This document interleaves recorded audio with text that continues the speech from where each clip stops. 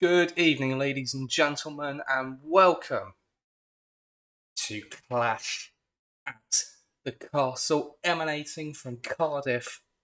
We've headed over to the UK for another pay-per-view event, and of course, the main event of tonight needs no introduction. The blood feud between Drew McIntyre and CM Punk comes to a head as they clash for the World Heavyweight Championship. That's our headline tonight. But there are plenty of other fantastic matches lined up for you on tonight's card, including our opening contest for the WWE Women's Championship. So let's get the first poll of the night into chat. Who is going to be the WWE Women's Champion? But without further ado, let's get this show on the road. Let's get this started. The following contest is scheduled for one fall, and it is for the WWE Women's Championship.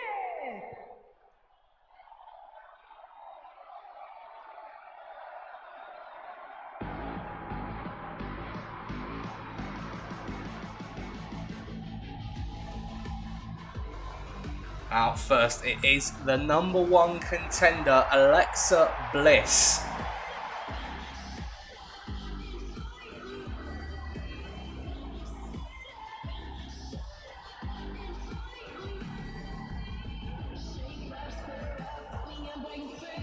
Alexa Bliss recently moving over to Friday nights, and on her first night on SmackDown, she defeated the WWE Women's Champion Bianca Belair one-on-one, clean as a whistle. A huge result that shook the foundations of the women's division on Friday nights, and it has led us to this match here. Bliss getting a one-on-one championship opportunity in Cardiff. And here comes the WWE Women's Champion, Bianca Belair. Coming off of a successful title defense against Blair Davenport. Back at SummerSlam, it was a hard-fought match, but Bianca did enough to hold on to her championship. Of course, that lost to Bliss a few nights later. Last time we saw Belair in action, she was fighting off an attempted cash-in by Miss Money in the Bank, Tiffany Stratton. That's something that both of these competitors have to keep in the back of their minds tonight.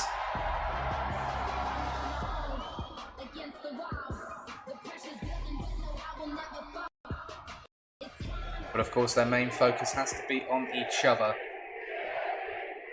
The pinnacle of the SmackDown Women's division, it is the WWE Women's Championship.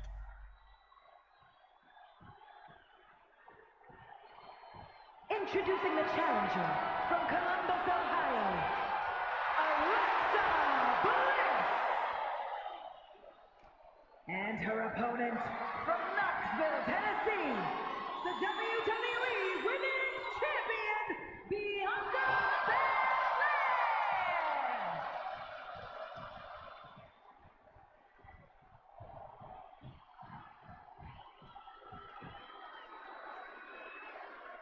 A lot of respect between these two competitors.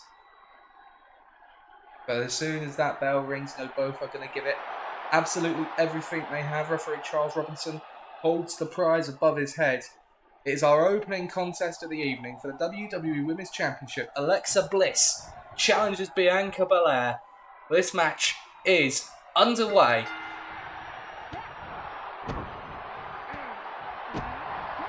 A flurry of offense from the challenger to open up the match.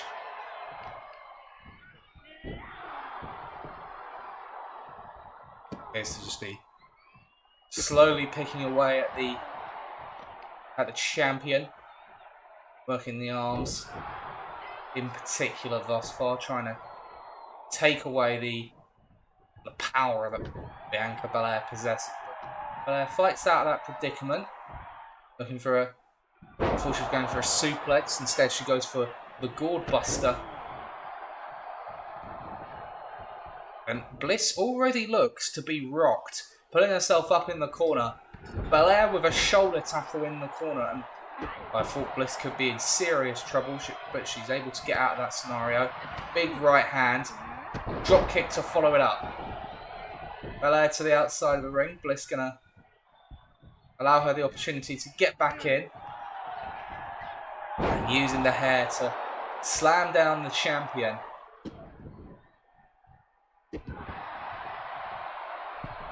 Bliss heading to the second rope here.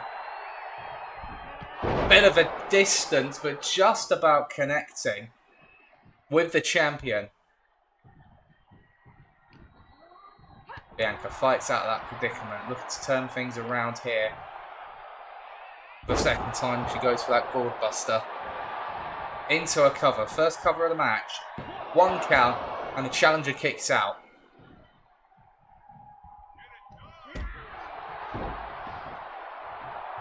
Quick kick there. Takes Bianca down momentarily, able to get out of harm's way there. Flurry of offense. And an exchange of punches. And a chop as well from Bliss. The back and forth. Here we go. A couple of missed shots by Belair. And a big right hand from Bliss. And another one. Drops the champion. Into the corner she goes. And the challenger keeping up the offense here. Goes for the insult for injury. For the insult to injury. Nobody home. Belair looking for the glam slam and a stomp to the foot by Alexa Bliss. Bit of a cynical manoeuvre, but it's allowed. Into a inside cradle, and it's only a 2 count.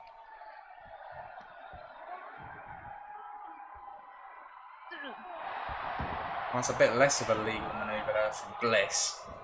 Attacking the face of the champion. And round the throat. She sweeps the leg into the cover to win the championship. Is it enough? No. Forceful kick out from Belair. Keeps her alive in the match. Right hand takes her down though, and that might be enough. Another cover of an even more forceful kick out. Kicking out even earlier than the previous attempt. Bliss going to be wondering what exactly she's got to do here. Belair does fight out of that. Clothesline. Takes down the challenger. And another one. And a third clothesline. 3 in a row. Bliss retreats into the corner and the back elbow. Going to stun her. A boot to the face. Now it's Bliss.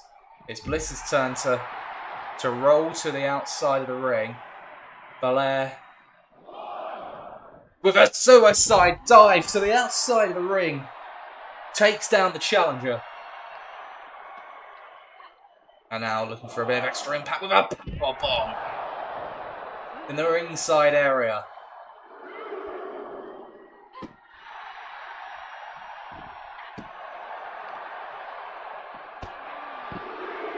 Referee's count is starting to climb now as a standing shooting star press on the outside of the ring. Belair sizing up the challenger. KOD on the outside. Referee's count is up to 6. But Bliss turns the Irish whip around. And as she heads to the top rope, Belair misses that one. Catches the right hand. Bliss. Beautiful drop kick off the top rope. A cover now. And it's another kick out from the champion.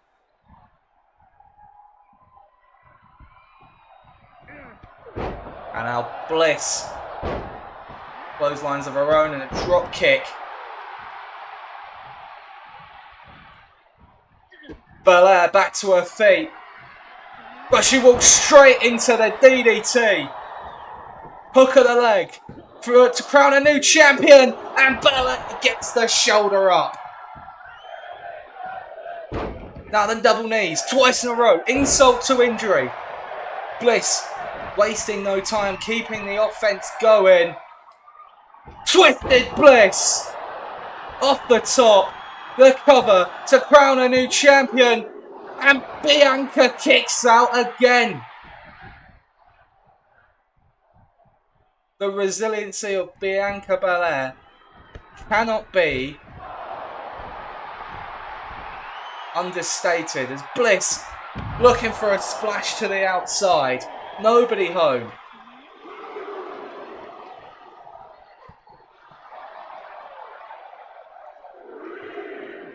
Hold of the arm there. Bliss. Some right hands. Able to fight out of it. A couple of big strikes there. Bliss makes her way back into the ring. Referee's count is climbing. Champion's advantage means that if Bianca's counted out, she does retain the championship. Bliss knows this and is going to return to the outside of the ring to break the referee's count. Blair moves out of the way of that one.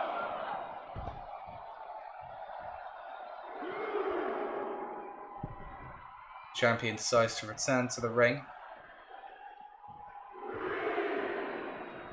Bliss taking her time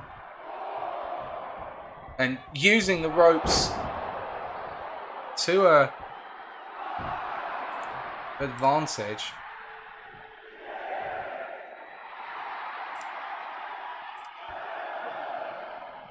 Before she gets back into the ring after playing to the crowd a little bit there. Down goes the champion. Moves out of the way of the drop kick though. Irish whip off the ropes. Bliss catches her though.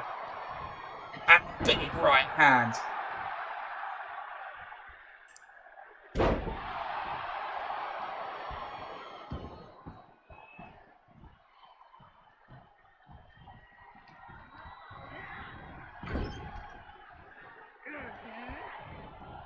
Bliss with the body slam takes Bianca down to the second rope. The double knees again. Insult to injury connects off of the second rope, and Bliss with another twisted Bliss makes the cover, and Bianca kicks out yet again.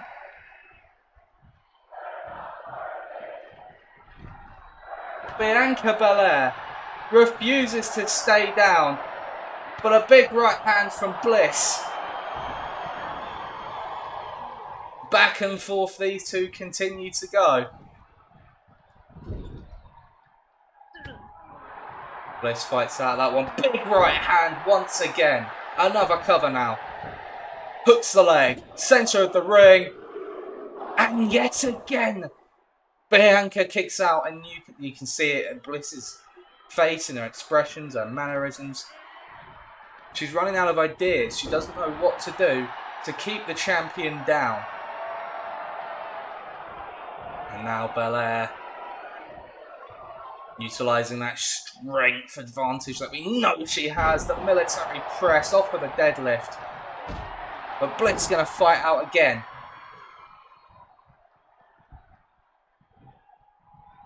Misses the slap. But yeah, she's going to fight out of that. This time she connects with the slap though. Belair. The Irish whip is reversed. Leapfrog. The tackle.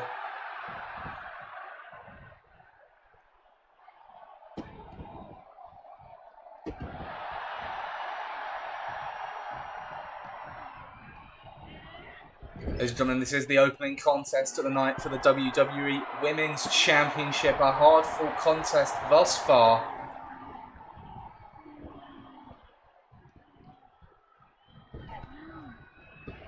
Shots to the back by Bianca. Drop kick by Bliss.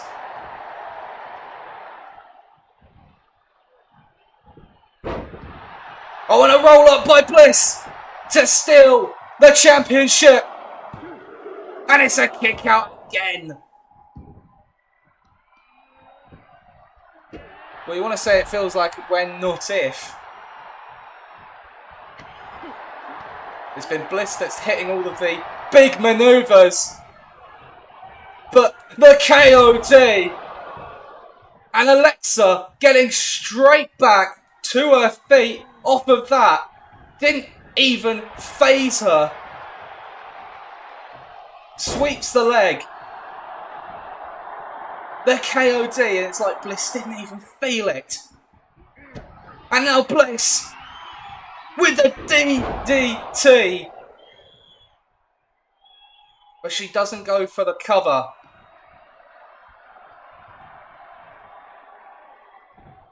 Drags Bianca into the corner. Bliss to the top rope for the third time. Twisted Bliss. Hooks the leg. 1, 2, 3. We have a new women's champion.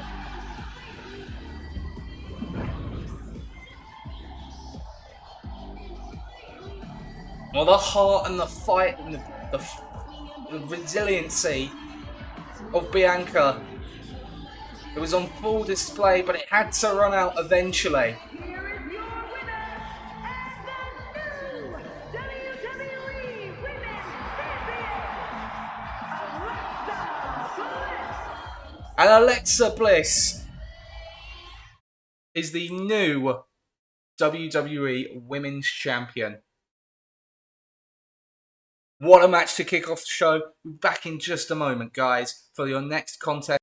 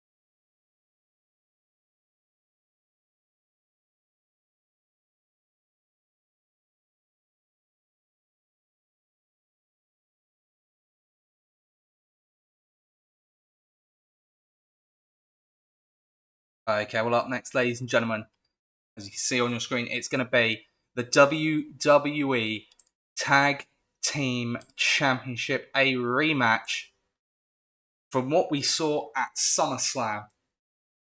And after the controversy that went down, where it appeared that Pete Dunne's shoulder was up for the 3 count, The Rock has determined that this will be a ladder match. So let's get this contest underway. As out first are the challengers, the New Catch Republic.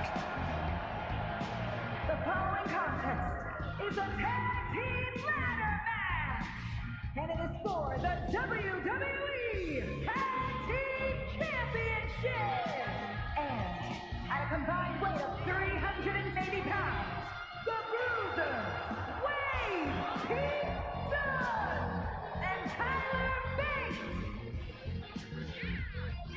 The New Catch Republic felt hard done by at SummerSlam. Like I said, it did appear that Pete Dunne had kicked out in that decisive fall at the end of the match. Hence why they're getting another opportunity tonight in Cardiff. It will be the second meeting between the challengers in the New Catch Republic and the champions here, Pretty Deadly. But it's a very different scenario from SummerSlam. At a combined weight of 357 pounds, the WWE Tag Team Champions, Elton Prince and Kit Wilson, Pretty Deadly! The first team to climb the ladder and unhook the titles will be the Tag Team Champions. Different scenario for Pretty Deadly to defend their titles in tonight. Is that going to be the difference? Are we going to see new champions?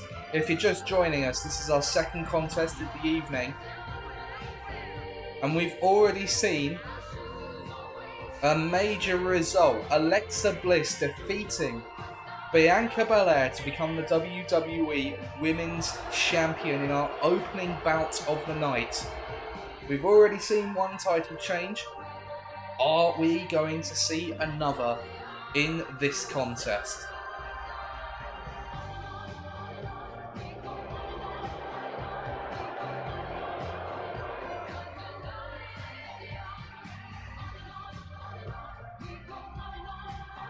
Pretty Deadly do not look phased heading into this match, but they know that a different challenge awaits them compared to what they're used to. You have to wonder who the ladder stipulation is going to favour in this match.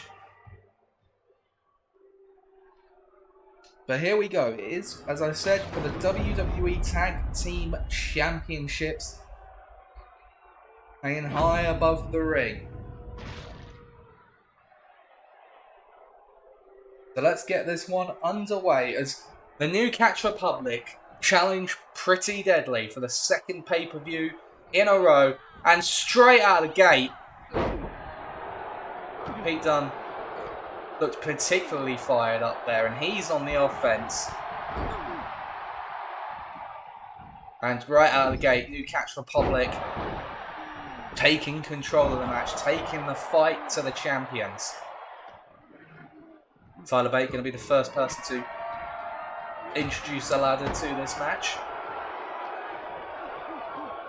It's Kit Wilson is in a 2-on-1 scenario here. Elton Prince gets himself back into the match and a suplex onto the ladder.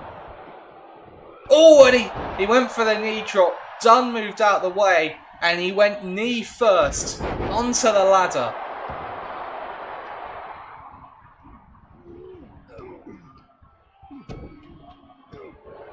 Prince looks to be in trouble. Brainbuster on the ladder!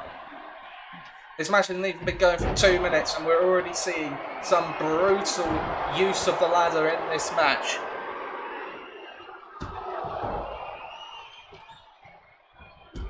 Kit Wilson positioning the ladder in the corner. What does he have in mind with that weapon? As the audience predicts new Tag Team Champions here. Well, New Catch Republic came oh so close at SummerSlam.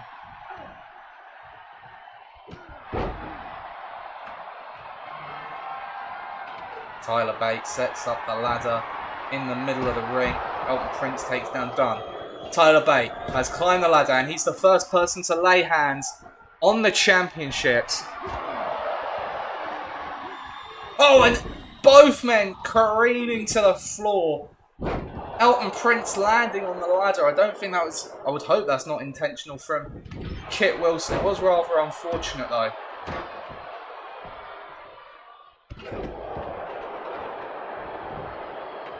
A big right hand there. And a flying uppercut as well. Elton Prince rummaging around under the ring, and he's setting up a ladder on the outside. It's positioned between the ring and the barricade. Tyler Bate looking to climb the ladder once again, but Prince turns it around and he's climbing the ladder. Dunn sees the danger though, and Pete Dunne is going to meet Elton Prince at the top. Exchange of punches and blows and other attacks on top of the ladder. Kit Wilson pushed away, but it has given Elton Prince an opportunity. And down goes Elton Prince. Pete Dunne in position here to take home the championships. And Elton Prince, Pete Dunne seems to have decided that he's not going to get an opportunity to properly bring down the titles in the current state of the match. As Pete Dunne, he's draped over the ladder on the outside, and a moonsault! Pete Dunne might be out. Tyler Bate climbing the ladder, and Kit Wilson is there to make the save and to keep the title reign of Pretty Deadly alive, as Pete Dunne sent into the steps. He's taken some serious damage in the last few moments. As now Elton Prince climbing the ladder, and he's got his hands on the titles. Tyler Bate looking to intercept. And he's dumped out of the ring.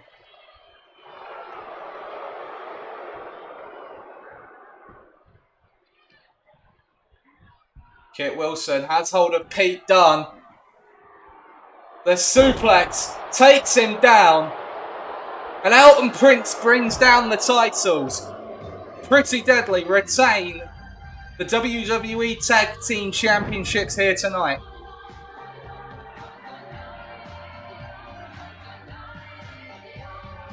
Here are your winners, and still the WWE Tag Team Champions, Elton Prince and... So Pretty Deadly retain the WWE Tag Team Championships here tonight.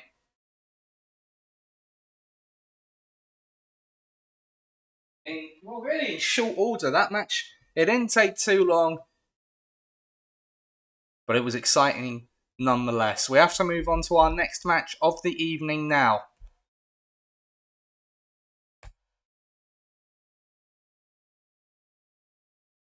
Which is now on your screen. It is going to be a no-holds-barred match. A bit of a grudge match here.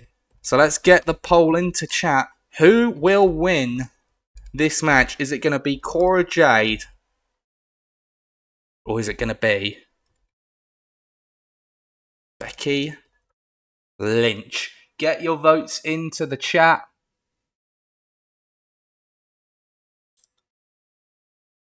Let us know who you think is going to walk out the victor in this next contest.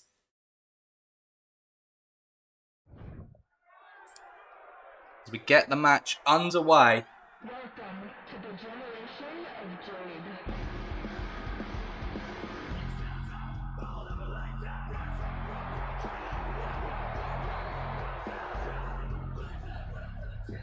The following contest is a no-holds-barred match! Making her way to the ring from Chicago, Illinois, Cora Jade! Cora Jade then moving over to Raw in the recent Superstar Shake-Up. But her Raw debut was spoilt by Becky Lynch, who lost that match. And so she set out for revenge by costing the Irish woman a #1 contenders match for the Women's World Championship. Becky Lynch feels she should be the one challenging Rhea Ripley later on tonight.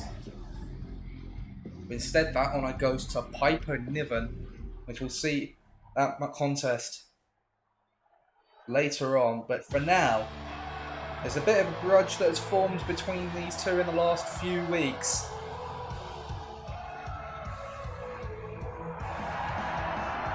So can Cora upset one of the top stars of the Raw Women's Division? And from Dublin, Ireland, Becky Lynch.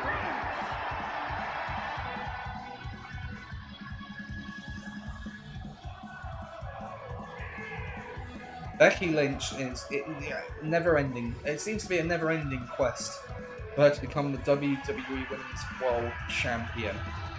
Still yet to get a one-on-one match. She thought she was going to get that on tonight's show if she could knock off Piper Niven, but Cora Jade saw to it that that was not going to be the case.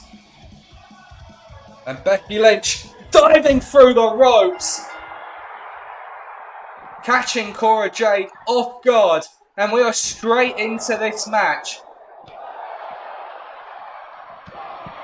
No time being wasted here, as Becky Lynch is on the assault. She's on the attack. Cora has to fight out of that predicament there. Becky just unleashing on the upstart opponent in Cora Jade. As I said, this match is no holds barred. Anything goes in this one. No countouts, no disqualifications. These two are just going to beat the daylights out of each other. Cora looking for a suplex. Becky slips out of that one and turns it around into a maneuver of her own.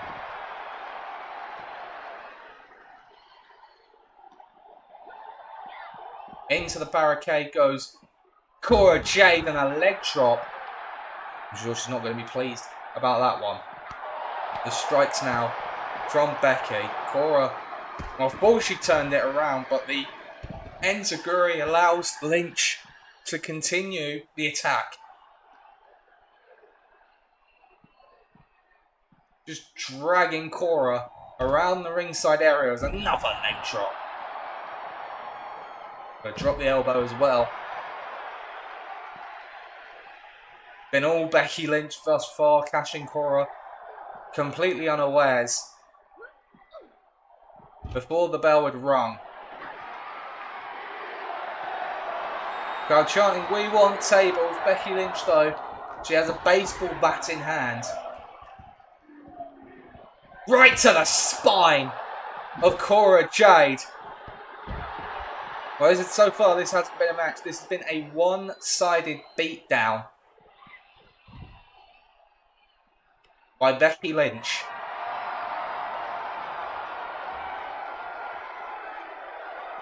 And Becky with a home run of a shot with that baseball bat.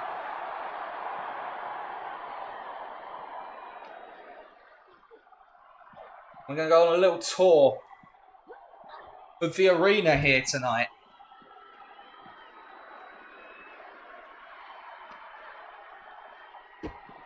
Becky with a kick to the gut. Becky Lynch is the fans' pick for this match, and so far, that is looking to be the case. Cora Jade offering nothing in the way of offense here.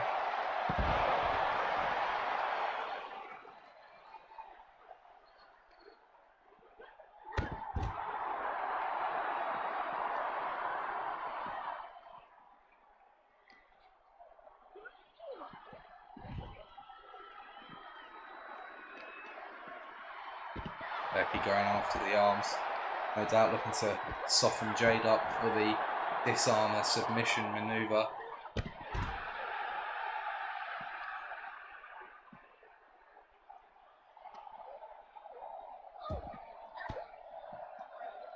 Cora fights out of that. We're finally going to see some offense from the young woman in this match.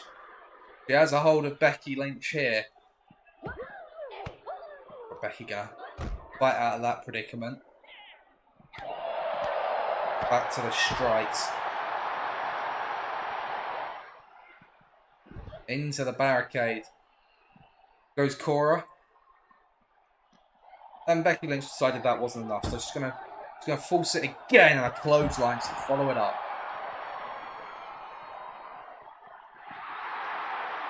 Well, the crowd are egging on Becky Lynch, saying, "We want to see more of this beatdown."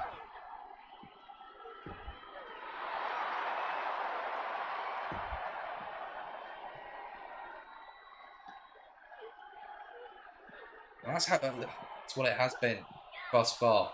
A complete and utter beatdown of Cora Jade here tonight. Rather humiliating in a lot of ways. She just hasn't offered anything, and of course, as soon as I say that, she must have heard me as she fights out. And Becky Lynch immediately shuts the door on any potential offense for Cora.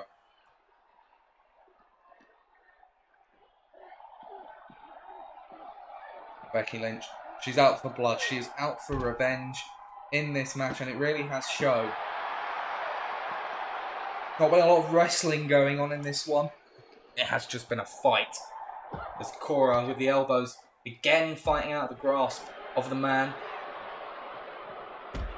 And every time she offers a slight, just a sliver of offense, Becky Lynch has the answer for it.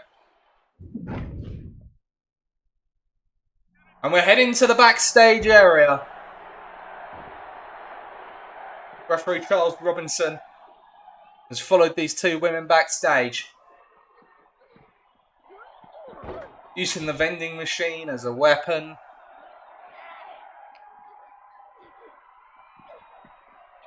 Remember, this isn't a Falls Count Anywhere match, so these two will have to make their way back to the ring at some point.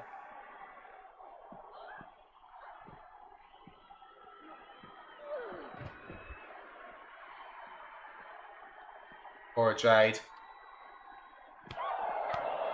finally getting a few strikes in on Becky. And that's the most offense she's had all match.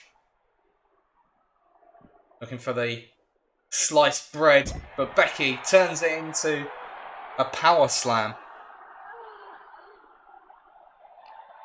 Now Becky off of that ledge through the table. It has not been a very good night for Cora Jade here.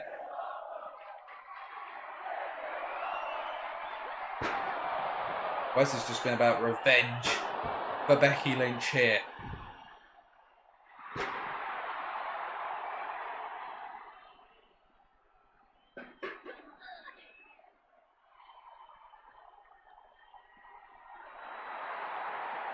Cora Jade finally stirring, getting back to her feet. Becky's waiting for the youngster to join her.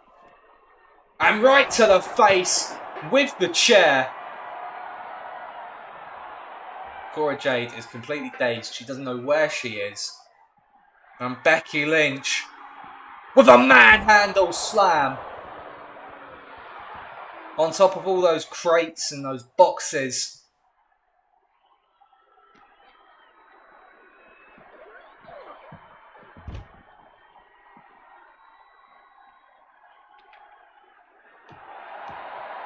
Becky now has hold of a kendo stick. Cora fights out of that though. And Becky sent flying now. Is Cora Jade finally going to get something going in this match?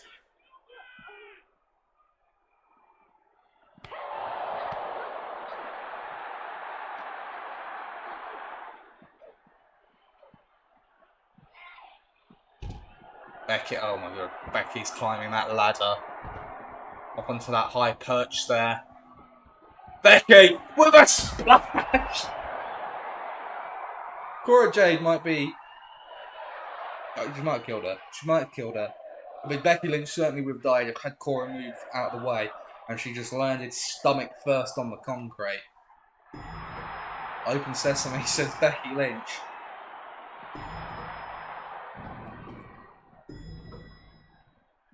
Into the elevator, into the lift, goes Cora decided against following her.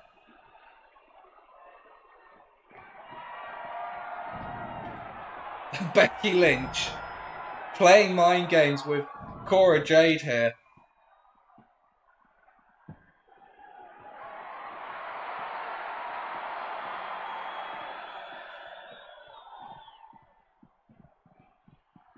Well, this is just unnecessary from Becky. She's making Cora Jade look like an absolute buffoon.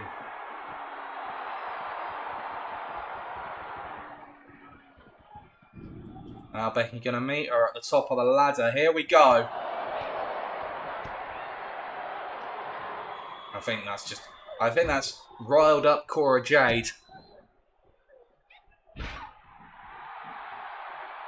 Who had, well, she got a bit of offense going, but as has been the story of this match, not very much before Becky Lynch puts a stop to it.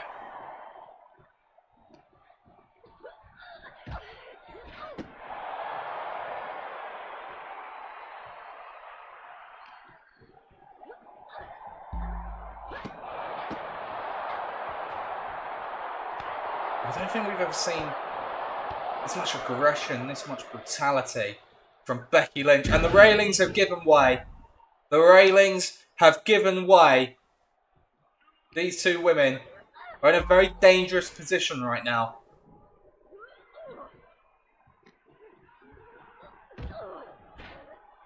Cora Jade seems intent on breaking every single one of these railings.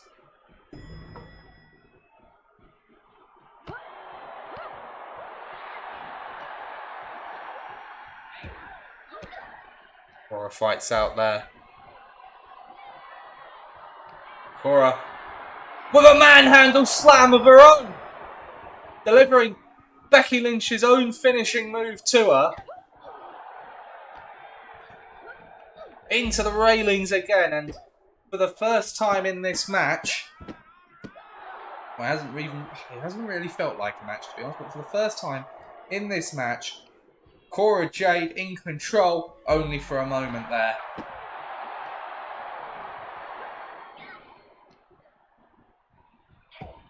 And Cora again fighting out there.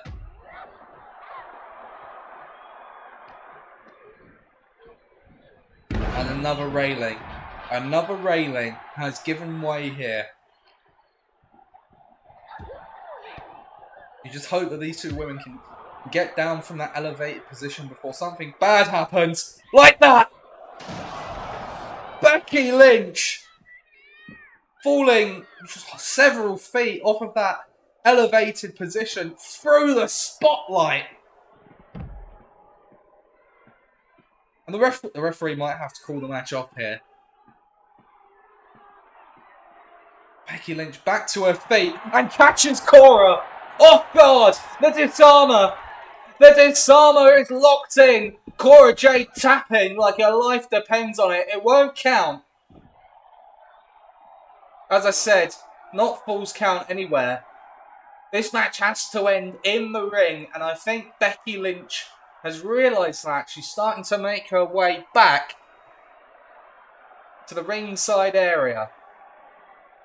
We've had to go into a split screen view to keep up with what's happening with both of these women.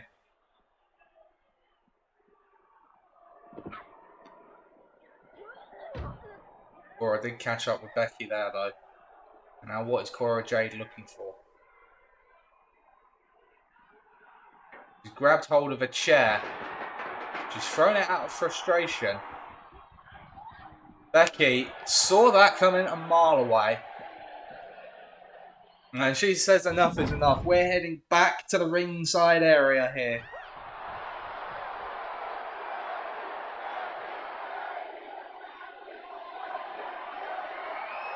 These two have yet to get into the ring for this match, as Becky Lynch with another manhandle slam at the top of the rampway.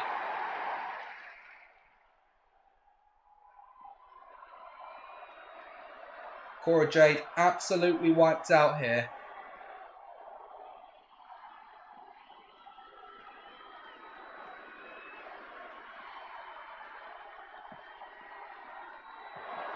back to her feet now, but look at her. She is staggering to the ringside area. Becky Lynch finally granting the WWE Universe their wish. There's a table, there is a shovel as well, looking to bury Cora Jade here. Figuratively, I would hope. We don't need a murder on our hands. Cora back into the ring, takes the shovel to the face.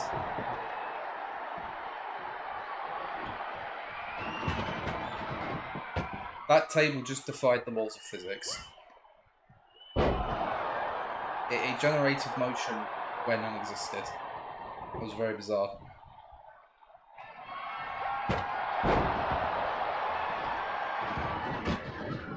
I think we've got a possessed table on our hands here, ladies and gentlemen. Becky Lynch decided she wanted none of that. Butterfly suplex. And having only just got into the ring, both women have decided to leave it.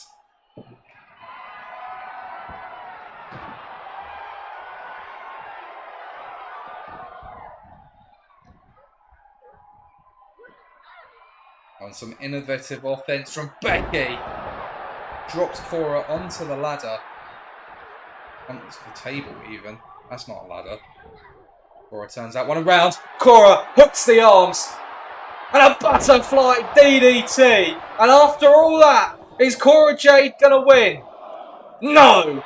Strong kick out from Becky. Cora's unfazed though. Heading to the top rope. Big splash. Nobody home. Drop kick. Shakes it off and hits a senton.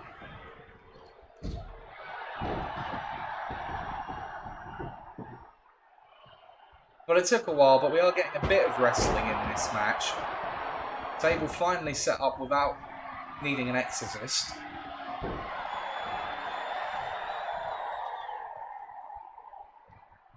Uppercut from Lynch. She seems to forget that the table was there. The table that she set up herself not moments ago. And Lynch sets the table on fire.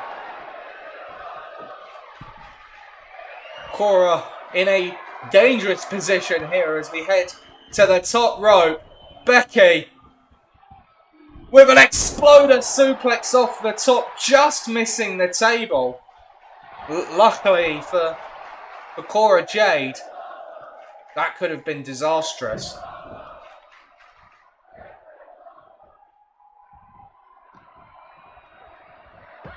Cora with a few sharp elbows to the gut, turns that one around, off the ropes.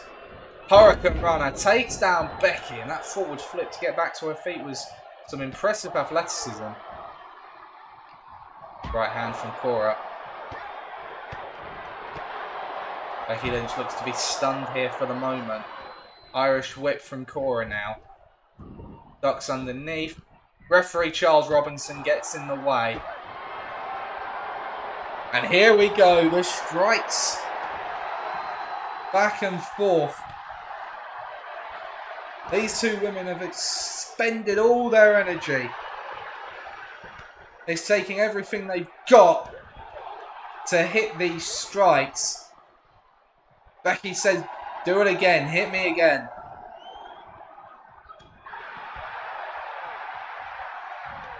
Catches the chop and says, try again. And another one. And here we go. Blow for blow. Who's going to come out on top in this exchange? It's Cora Jade. And another butterfly DDT. The second one of the night. The cover. And another kick out from Becky.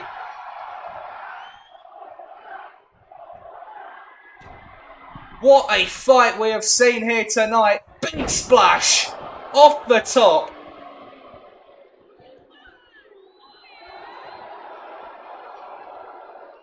Cora mocking Becky, and it might be a mistake. The inside cradle to win the match, and a kick out. The The arrogance of Cora Jade almost cost her the match there. And now, dangerous position for Cora and for Becky for that matter. Both women in serious jeopardy here. And a superplex through the flaming table.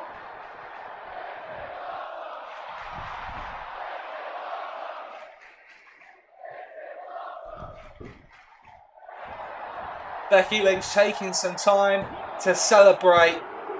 But Cora kicks out. She thought the match was done.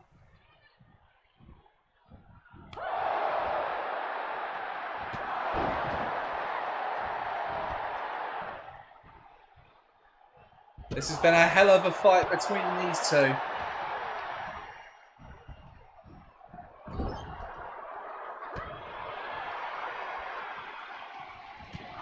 Back and forth consistently here.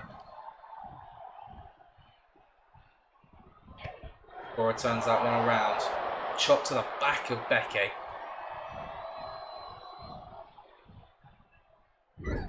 You go into the corner. Pushes off the ropes. Tornado DDT. Drops Becky Lynch. And it's another kick out by the man. Well, for a long time, it was just Cora getting her ass absolutely beaten in this match. She's come back into it. But what is it going to take to put down either of these women after everything that they kicked out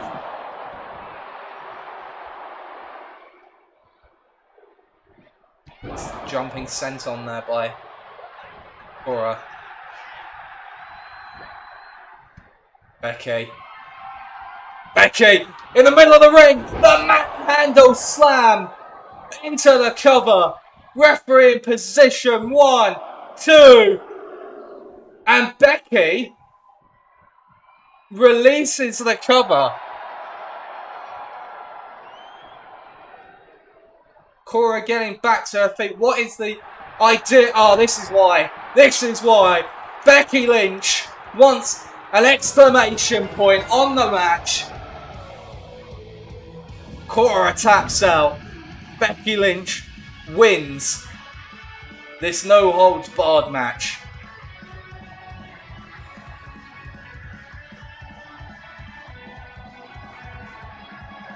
Here is your winner, Becky Lynch.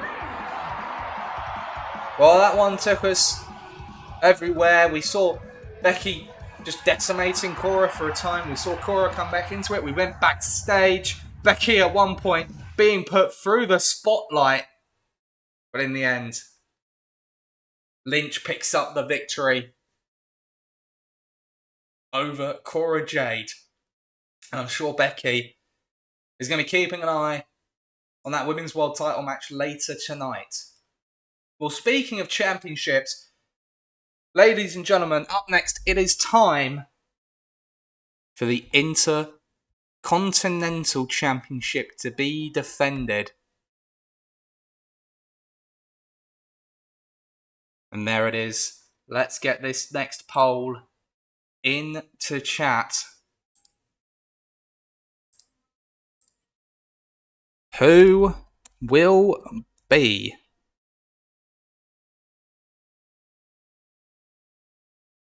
Intercontinental Champion? Is it going to be the challenger, Sheamus, or is it going to be the champion, Jey Uso?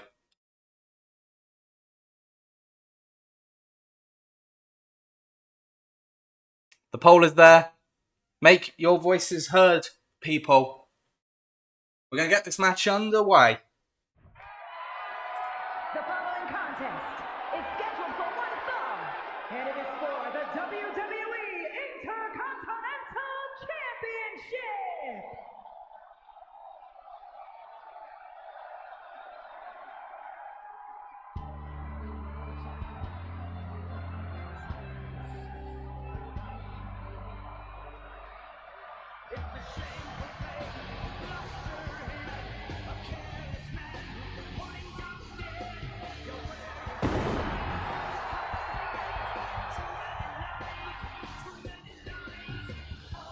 We're not quite in Ireland tonight. But nonetheless, it is going to be a home advantage of sorts for Sheamus in this match. And he's going to be looking at our opening match of tonight's show for inspiration. Because much like that match, he wants there to be a new champion in this contest. If you missed it in our opening bout, Alexa Bliss winning the WWE Women's Championship from Bianca Belair. It took everything in the kitchen sink to keep Belair down. Sheamus is going to have to do likewise if he wants to beat the champion. This is the man that, although he didn't pin him, this is the man that ended the reign of Gunther.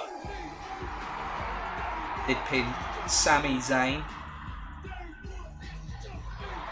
in that triple threat match. And if we're talking about the competitors in this match, looking to earlier bouts for inspiration, Jey Uso is hoping for less of an Alexa Bliss story here and looking more for what we saw with Pretty Deadly as they retained the tag team championships earlier on tonight in that ladder match.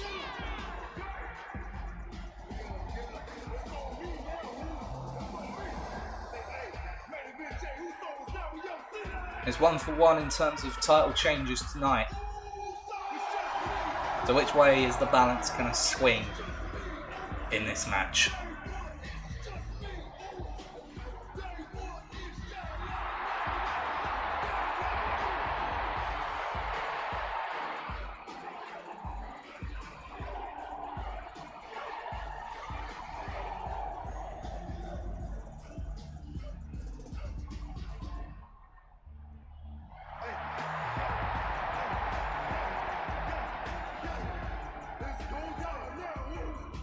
Jey Uso capturing the Intercontinental Championship just a few weeks ago at SummerSlam. Sheamus looking for an abrupt end to the title reign with main event Jey Uso. It started off friendly. It got quite violent on Raw this past week. Introducing the challenger from Dublin, Ireland, weighing in at 267 pounds, the Celtic Warrior, Sheamus!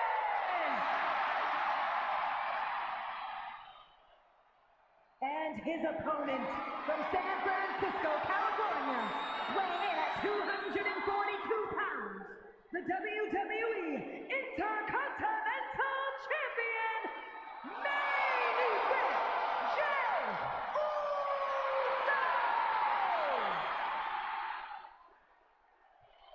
Now you have to wonder where Jey Uso's head is at, because he was the one that was pinned in that tag team match on the latest episode of Raw. He was pinned by Drew McIntyre on that night. Is that enough to swing momentum in favour of the Celtic Warrior? Well, we're about to find out. The Intercontinental Championship is on the line. It's Sheamus versus Jey Uso. Let's get this contest underway. Let's go. Bell rings. And Sheamus immediately using his strength to his advantage. Charles Robinson immediately getting in the way in this match as a fall-away slam for the champion does not bode well for Jey. A few kicks, strikes to the leg here, and a quick super kick, dropping Sheamus. Well, Jey, he took a hell of a lot of offense in that tag team match. Definitely came out worse off than anyone else. He wants to end this match quickly. He's not going to be in a good way. Sheamus knows that. He's going to try and capitalise.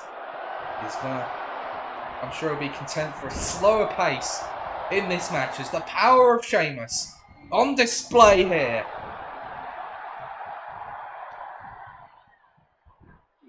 It's not going well for Jey Uso so far in this match, but he gets out of that one.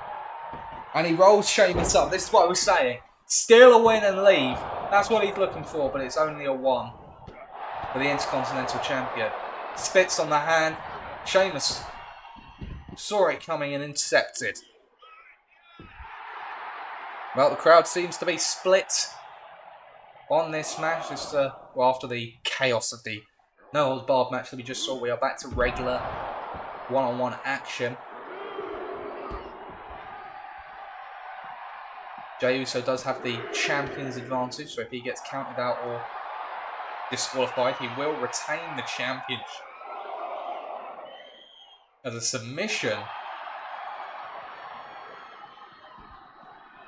Jey gets out of that, and he's gonna get back into the ring. He's gonna wait for Sheamus to join him, and he's gonna dump him back to the outside.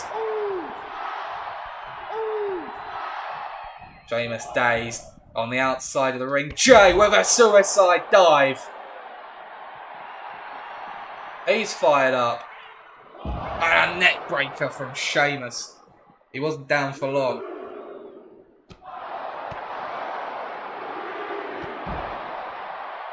Jey Uso just struggling to get any momentum going in this contest as Sheamus on the outside of the ring hits the white noise. Jey Uso is in serious jeopardy here.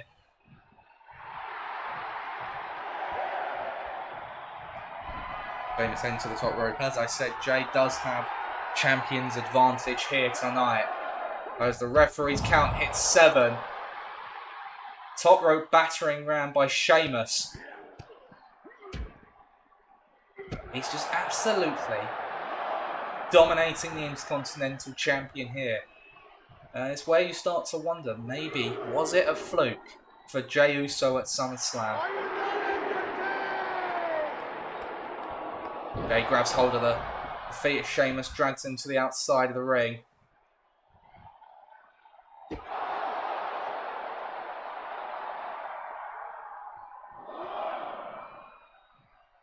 And Jey gonna get back into the ring now. Sheamus back in as well. Jey looks to capitalise. Modified suplex variation. Nicely executed. Big headbutt. That's more like it from Jey. Hit hard, hit often. To keep the Irishman down.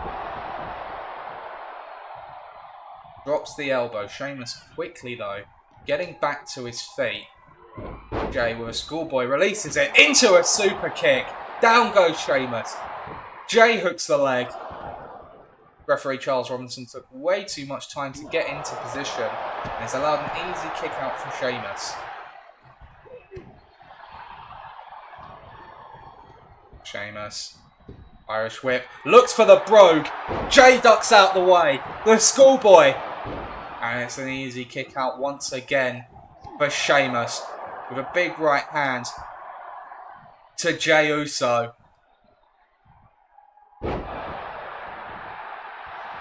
Into the cover, off the white noise. And it's a kick out from Jey. He's still got a lot of fight left in him. He's going to roll to the outside of the ring. Smart decision by the Intercontinental Champion. As Sheamus takes him down once again. It's been all Sheamus really in this match. Jey Uso not offered too much. Not quite as drastic as what we saw from Cora and Becky in the last match, but it still feels one-sided. And Sheamus gloating for a moment, and that was the opportunity that Jey Uso needed. As he looks to capitalise with a hip attack into the corner.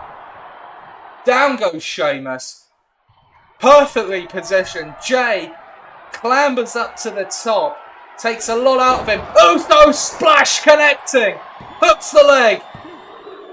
And Sheamus gets that shoulder up. That felt like the moment for Jey Uso in this match. A rare mistake on the part of Sheamus, but Jey can't afford to let up here. Big clothesline takes down the Irishman. And this is rare from Jey Uso. We don't normally see him resort to the submission holds. Not very effective from him. I feel like Jay might be getting desperate here. And Sheamus with the high cross hooks the leg. And Jay grabs hold of the rope, forces the break. He lives to fight on in this match. Well, two of the best maneuvers from both of these men. The Usos splash and the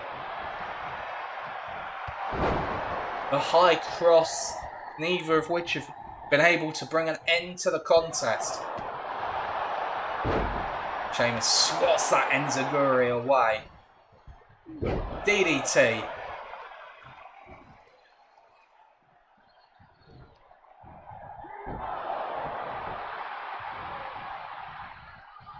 Hard-fought contest in this match. Sheamus drops the elbow off the top. Rare that we see him do that. Into the cover now. But Jay kicks out. Super kick. Drops Sheamus. And a flying drop kick again to take him down. Sheamus rolls out of the ring. And the suicide dive misses. Sheamus just sidestepped at the last moment. A bit of recklessness from the champion there. But he's able to turn that one around. And now Jay targeting the leg of Sheamus, trying to remove the brogue kick, trying to stop him from utilising his biggest manoeuvre. Super kick to the face. Drops Sheamus. And it looks to have cut him open as well. There on the cheek.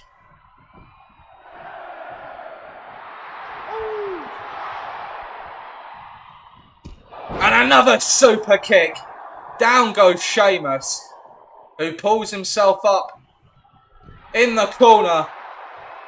Jay's starting to feel it here. Kick to the face. Down goes Sheamus, but he's getting straight back to his feet. Nonetheless, Jay heads to the top rope. Sheamus tries to intercept. Jay fights out. Big punch off the top by Jay.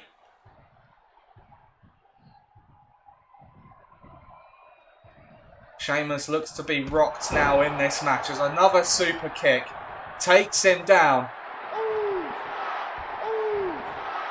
Jey Uso hyping himself up for a spear. Sheamus gets out of it. And Jay gets out of the way of that predicament. He's got the schoolboy, but Sheamus had his hands on the rope, forces the rope break. This match continues.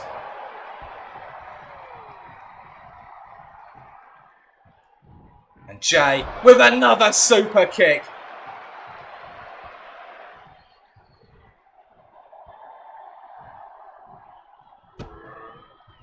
Sheamus pulls himself up into the corner. Jay more than happy to accept the invitation. Another hip attack. Well, the combination, it didn't work earlier. Will it work this time? Jay to the top rope. Once again, Uso splash for the second time to retain the championship, and Sheamus kicks out. Crowd are chanting one more time. Jey Uso had something else in mind. The Uso splash hasn't got the job done, but the spear might. Connects. The cover. 1, 2, 3. Jey Uso retains the Intercontinental Championship. There was a slow start from Jay in this match. He had to fight through the pain. He had to take a lot of offense, but he powered through. And on this night, it wasn't to be for Sheamus. Round of applause to both of these men. They gave it their all. The WWE Intercontinental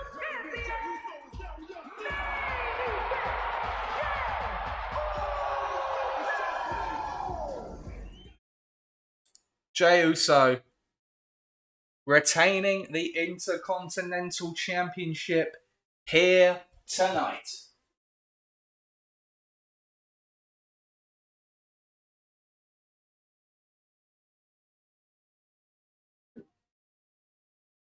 Well, ladies and gentlemen, up next,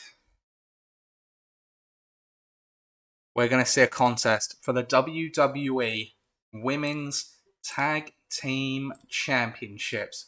So let's get the poll. Who will be WWE Women's Tag Team Champions? Is it going to be the challengers of Alba Fire and Isla Dawn? Or will it be the champions, Damage Control, who are defending the titles for the first time tonight? Is it going to be a short title reign for them? Or will they be successful? Let's find out. We're going to get this match underway in just a moment. And here we go.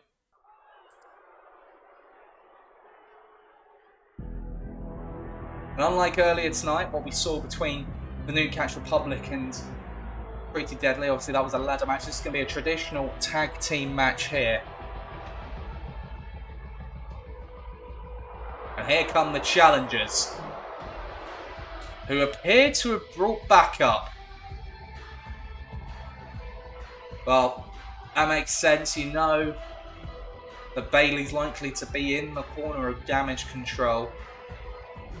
And who better to deal with the problem of Bayley than the woman who beat her inside Hell in a Cell at SummerSlam, Roxanne Perez. I haven't seen too much of her since that grueling victory. She was thrown off the top of the cell, fell through it as well. So she's been off recovering from her wounds of battle. But she's here tonight to back up the number one contenders.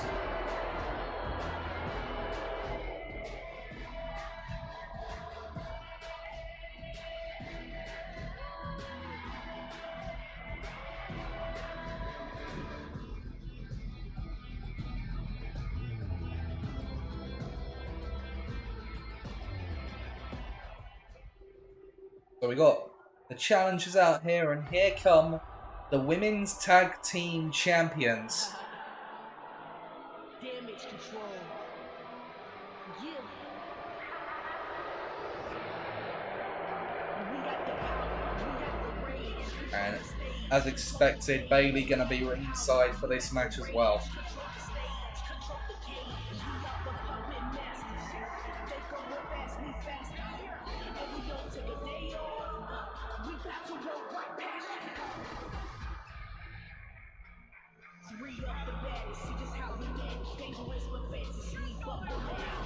Bayley hasn't really recovered from her loss inside Hell in a Cell, losing to Isla Dawn on SmackDown, which is what has led to this match. We saw the challengers defeat the team of Natalya and Tamina in the latest episode of SmackDown. So it's going to be an interesting matchup here tonight. A lot of the focus of Damage Control in recent times has been on Bayley, but SummerSlam, perhaps they're going a changing of the guard there. Obviously Bayley losing her Hell in a Cell match.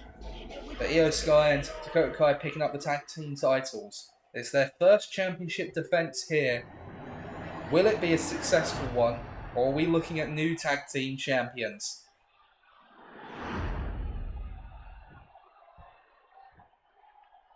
The following contest is a tag match set for one fall, and it is for the WWE Women's Tag Team Championship. Introducing the challengers, the team of Isla Dawn and Alba Fire.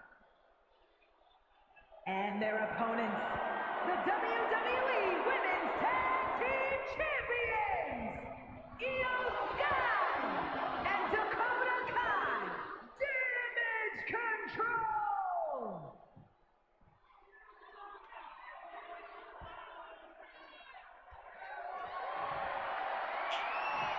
So it was Dakota Kai and Io Sky that won the titles at SummerSlam. They are defending them there tonight. It's yet to be seen whether Damage Control will choose to implement the Freebirds rule, whether we'll be seeing Bayley defending those titles at any point. Indeed, we may not get the opportunity to find out. If they're not successful tonight, this match gets underway. Io Sky and Isla Dawn. Isla Dawn with a big knee, damn near knocking Io Sky out with the first move in the match. And the challengers are immediately on top of this contest. Io back to her feet. Alba Fire's been tagged into the match, and an opportunity for Io Sky to get back into it. Tag made to Dakota Kai. And the audience believes that we're going to see new champions in this match. Obviously, we've seen one set of tag champs retained tonight in Pretty Deadly. Damage Control hoping that they can follow suit.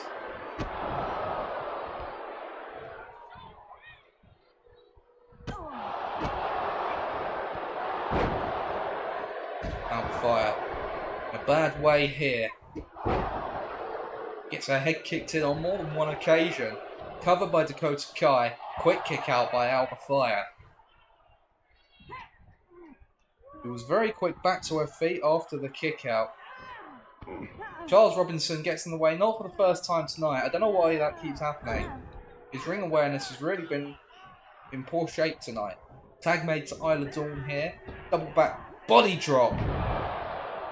Sends Dakota Kai flying.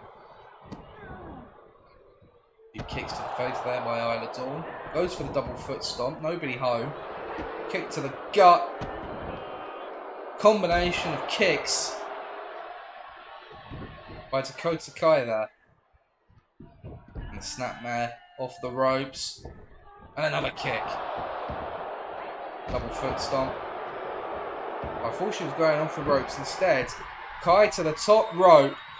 Missile drop kick. Down goes Isla Dawn. Bayley has thrown a kendo stick into the ring. And the referee Charles Robinson having none of that. Remember, this match is not no disqualifications. This is a regular tag team match. Champion's advantage does apply to Damage Control here. Count out or disqualification does mean that they'll retain the titles, and I'm sure they'll be keeping that in the back of their mind. I'm sure they wouldn't be averse to getting deliberately counted out or disqualified if they felt that their title reign was in jeopardy.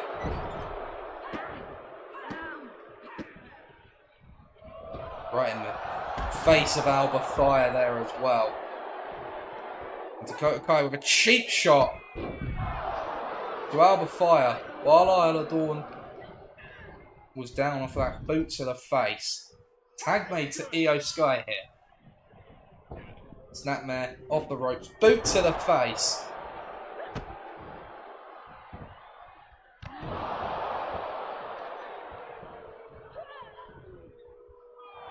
The champions look to be firmly in control of the match right now. Double foot stomp misses though. Drag of the hair.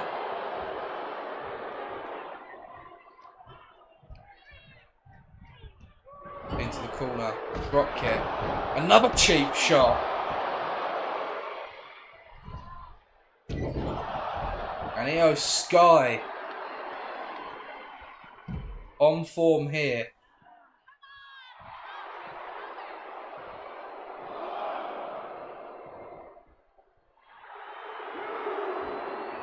Io Sky with a suicide dive, and somehow she's missed both opponents. Somehow flew between the middle of them. That would be incredible precision if she meant it, and I doubt she did. Why would she, after all? Fisherman suplex by Isla Dawn, who doesn't transition into a cover. She looks to follow up the offense instead. Dakota Kai tagged into the match. And here we go again. Kai seems to have returned to that move quite often. It's fared quite well for her so far, so I guess why wouldn't you?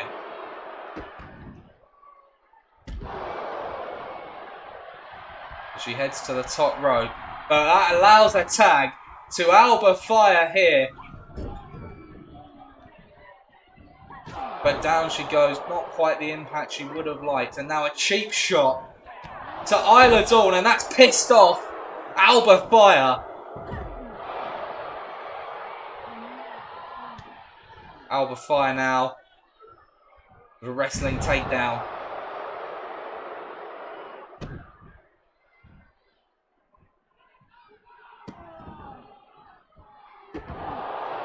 And here's the cover. Kick out by Dakota Kai.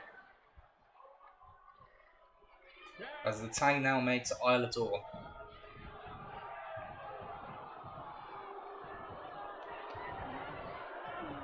Dakota Kai did try to back things up there as a air raid siren to Dakota Kai. And a slam takes down Kai. Io Sky there to make the save. Interjecting herself in the match there where she really shouldn't be.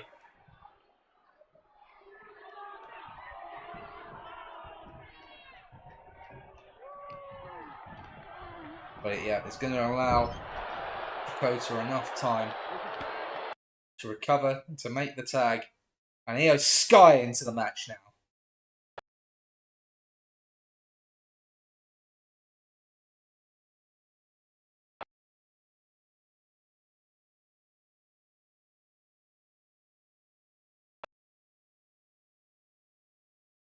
Io just mocking her opponents here. As she wasted too much time. It's a cheap shot there.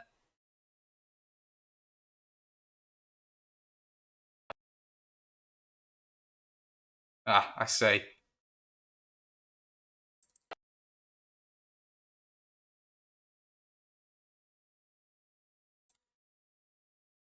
Bear with us a moment, guys. I will rectify this.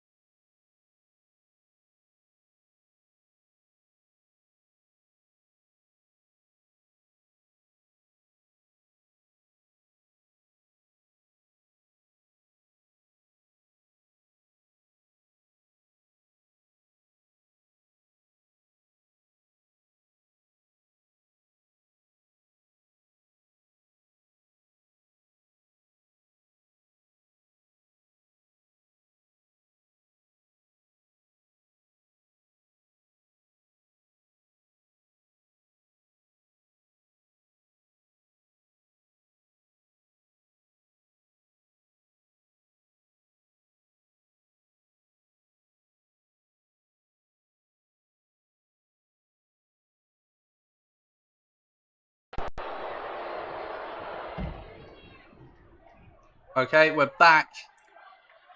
Thankfully, I haven't missed too much of the action here. As mainly consisted of damage control, doing what they do best. And well, actually, Bayley. Sorry, I just noticed Bayley trying to distract Isla Dawn, which did work, but she was able to recover. Tag mate to Alba Fire now. Kai. Kick to the gut. And into the submission here. Well, I don't know if Isla Dawn broke it up or if it was just a case of Alba Fire fighting out there. But down she goes. Dakota Kai looks to be in trouble here. As the tag is made to Isla Dawn. The challenger's stalking the champion. Io Sky can do nothing but watch. And down she goes. Into the cover, Isla Dawn to win the championships. Io makes the save. And Dakota Kai gonna roll out of the ring. Gonna use the opportunity to get her bearings to recover from that predicament. Suicide dive, nobody home.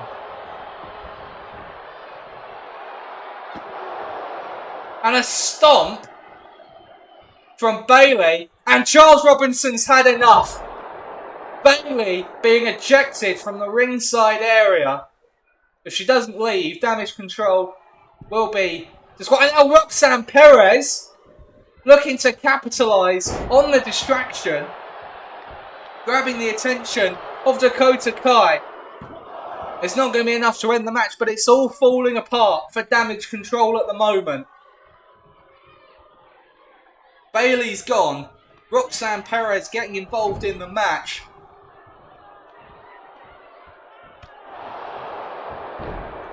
Down goes Dakota, who looks to be in serious trouble. The choke from Isla Dawn. Well, I thought the referee was going to disqualify Damage Control with the stomp.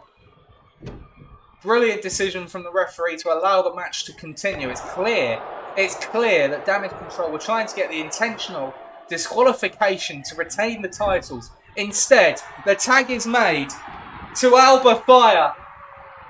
And it didn't get the job done the first time. But it might do it the second time. Io Sky, she can't interject, she can't break it up again. Or they'll be disqualified.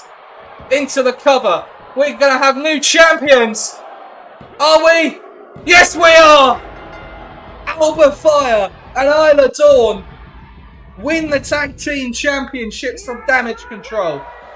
The team up, Isla Dawn and Alba Fire.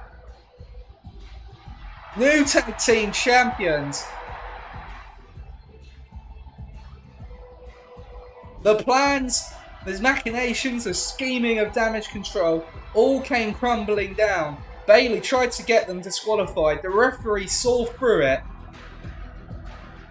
And it all went wrong from there. New tag team champions here in Cardiff. And that has to be considered an upset.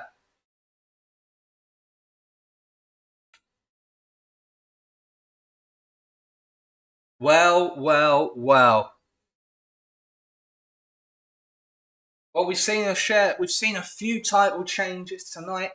Exciting stuff happening here. What does this mean for Damage Control? It's all going wrong for them in recent weeks. And that might be the worst part yet. Losing the tag team championships at the first time of asking. I smell trouble in the ranks of Damage Control. But we can't think about that right now. Because up next, it's not for a championship. But Bray Wyatt says that he's going to help Cody Rhodes rediscover who he is. And they're going to clash in this next match. So let's get the poll going. Who's winning this match? Will it be Cody Rhodes or will it be Bray Wyatt? The poll is in chat. Let's get the next match of the night underway. It's not for a championship. It's going to be a regular one-on-one contest. But this one is quickly becoming personal. The targeted attacks of Bray Wyatt against the American Nightmare ever since he made his way to SmackDown a few weeks ago. Cody with a chance at revenge tonight.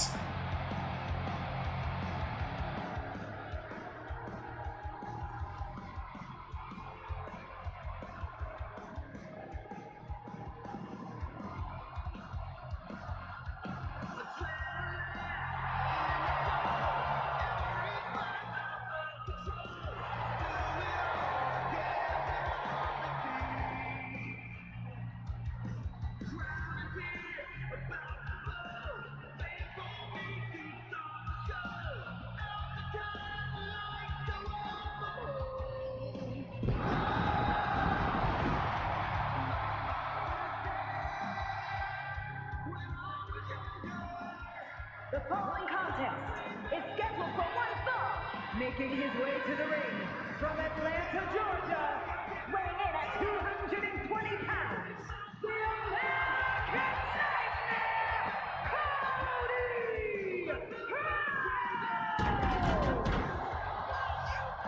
The former heavyweight champion is now a member of Friday Nights, and on night one, Bray Wyatt set his sights on Cody Rhodes. He says that the current Cody is a facade, and he is hiding who he truly is, and that Bray is going to help him rediscover the true Cody Rhodes, the American Nightmare, no more a caricature, according to the Eater of Worlds. Well, for the first time this series, Bray Wyatt is going to step into the ring for a match.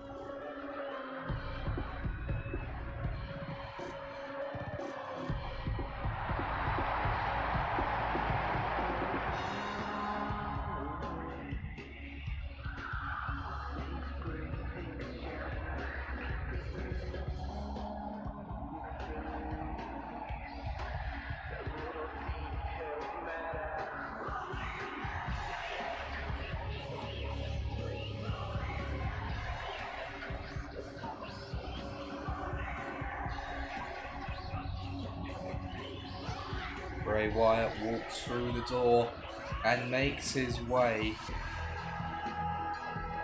towards the battlefield.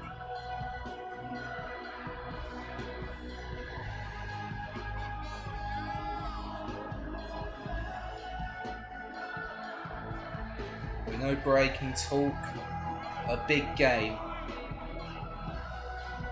We also know that when he steps into the ring, he can give it as good as anyone else.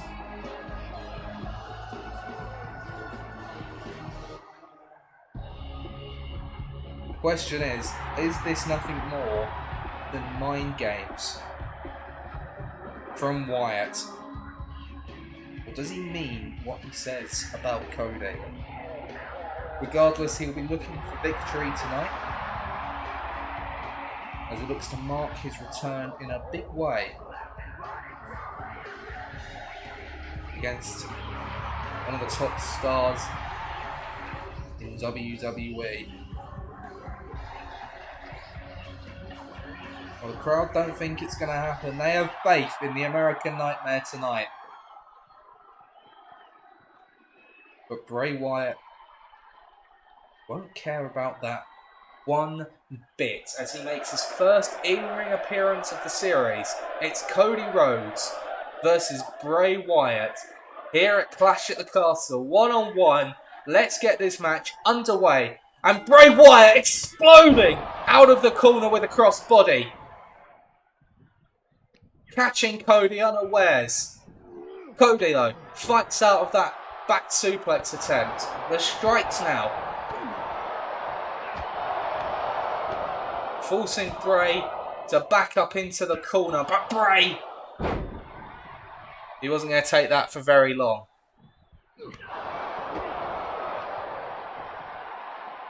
Tossing Cody halfway across the ring and a net breaker to follow it up. Explosive start to the match here by Bray. We're going into this. We're into it already. Here we go. This crowd is coming unglued for Cody and Bray. Back and forth we go.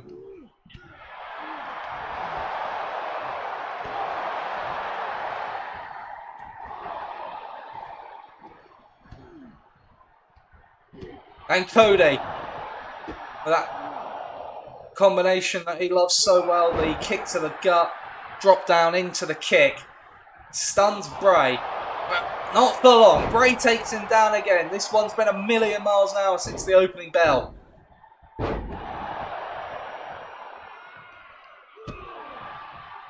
It's Cody, kick to the gut, looking for the pedigree. Early in the match, he gets it.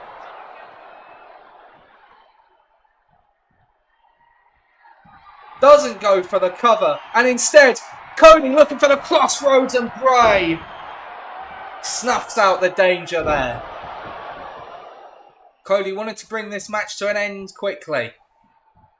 And a Sister Abigail from Bray Wyatt. And a kick out from Rhodes.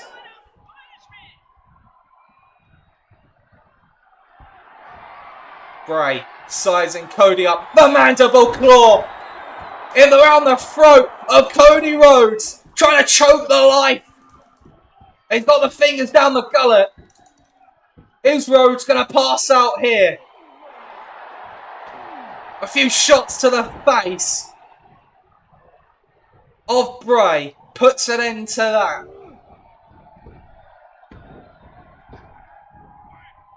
Well, this has been non-stop action since the bell rung. And Bray, again, with a mandible claw. Rhodes might be out. Cover. And Rhodes kicks out.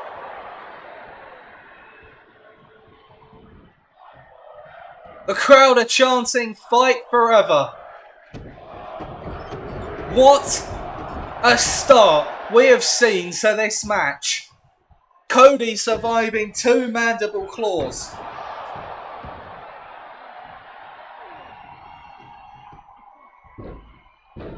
But there can be no doubt that Bray Wyatt is firmly in control of proceedings right now. He's definitely in the head of Cody, but Cody continues to fight as we know he does.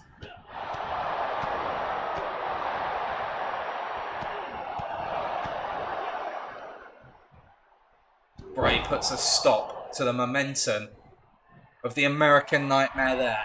Bray to the top. Very rare that we see this from him, but he connects with the splash. And another kick out from Rhodes.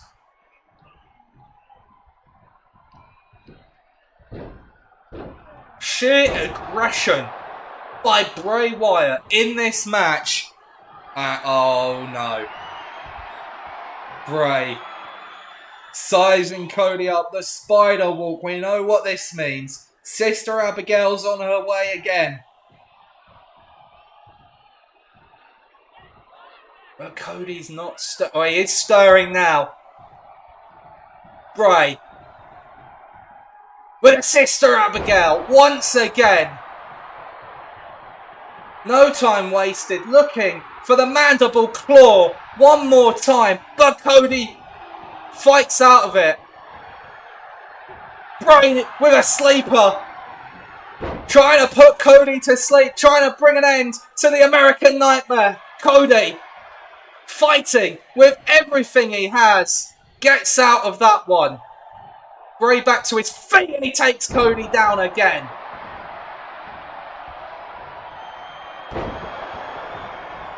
I don't think we've ever seen a match quite like this one. Cody turns that one around. To the top rope goes Cody.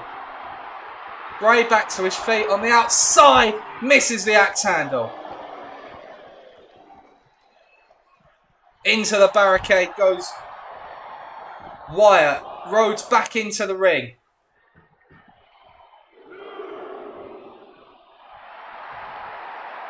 Bray taking a moment, sizing up Cody here.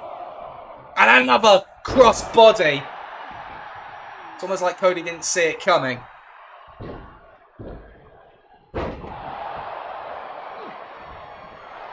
Oh, tried to duck the clothesline. Didn't do so. As Bray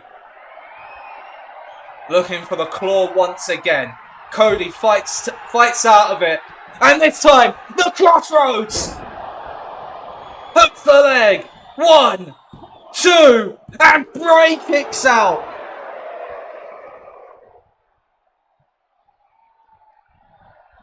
Cody, though, he's not phased. He won't lose sight of the task at hand, but Bray has Cody up on his shoulders. Cody fights out. The bionic elbow. And now Cody to the top rope. Moonsault. Hooks the leg. 1, 2. And Bray kicks out one more time.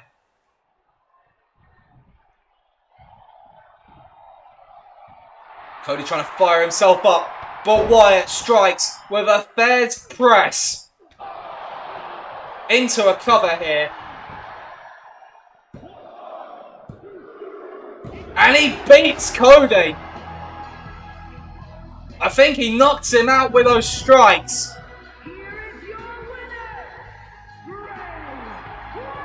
Just absolutely unloaded there at the end.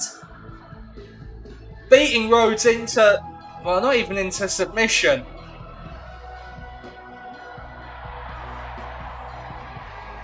Bray Wyatt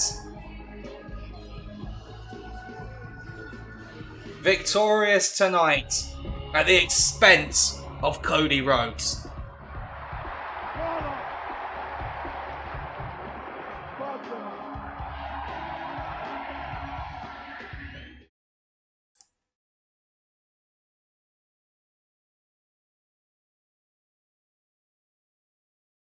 Well, that match was an electric pace. Bray Wyatt victorious. Well, up next, ladies and gentlemen, it's a triple threat match for the United States Championship. This one's been brewing for quite some time. Who will be the United States champion? Will it be Rey Mysterio? Will it be Logan Paul? Or will it be the undefeated champion, Bron Breakker? Poll is in chat. Get your votes in, as this contest is about to get underway.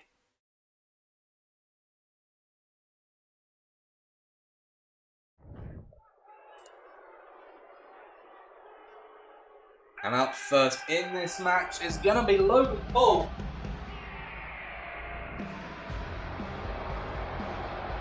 The following contest is a triple threat match, and it is for the WWE United States Championship. Introducing the challenger from Cleveland, Ohio, weighing in at 205 pounds, Logan Paul.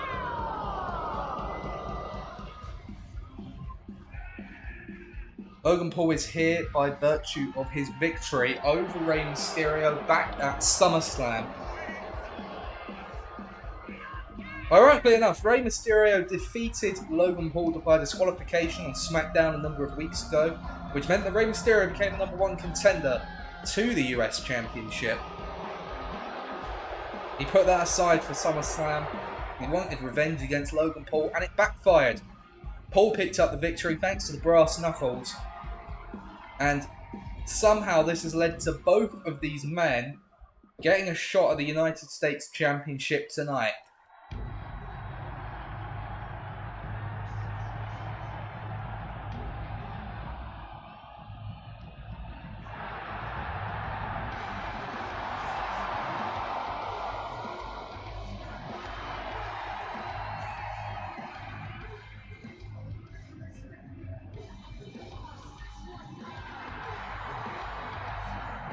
And introducing the challenger, representing the LWO from San Diego, California,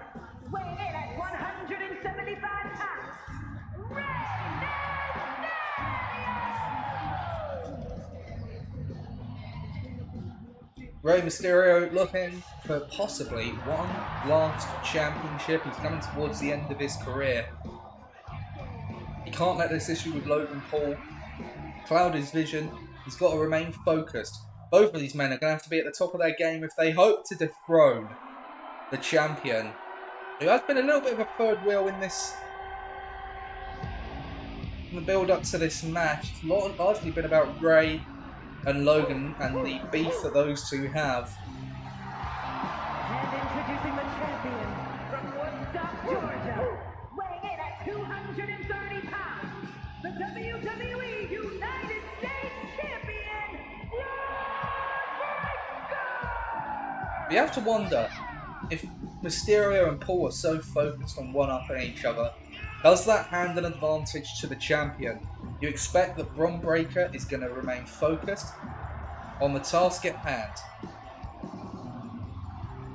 But there seems to be, in all likelihood, it seems like Rey and Logan may let their personal issues get in the way of potentially winning the championship. Oh, that's not a guarantee.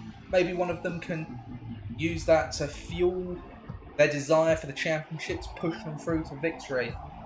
The concern for Bron is that he can lose the championship without being involved in the decision tonight.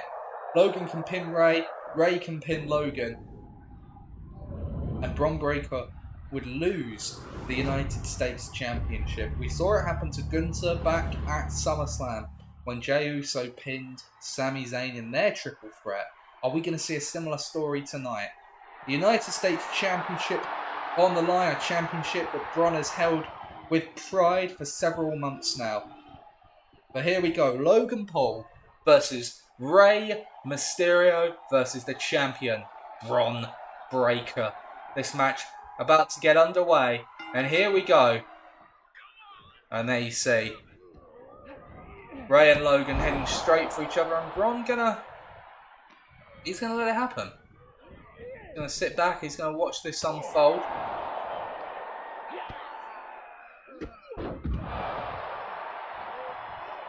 But not for long. Rey sees exactly what Bron's doing, but Bron's still able to capitalise regardless.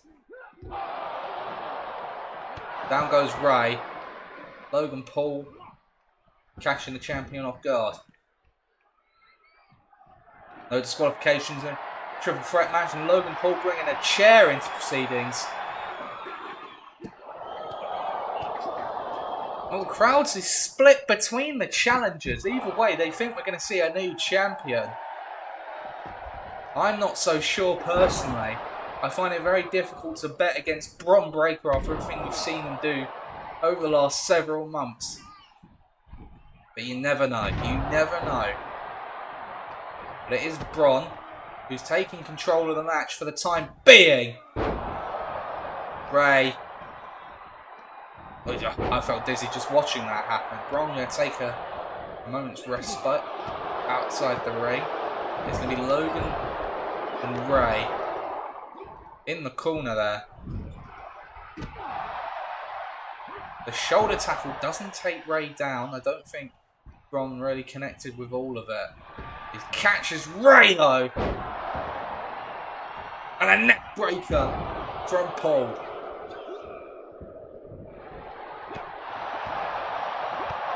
And the power of Bron Breakker on full display with that one. Rey now introducing the kendo stick to the match. Bron knocks it out of his hand, but again doesn't really connect flush with Mysterio.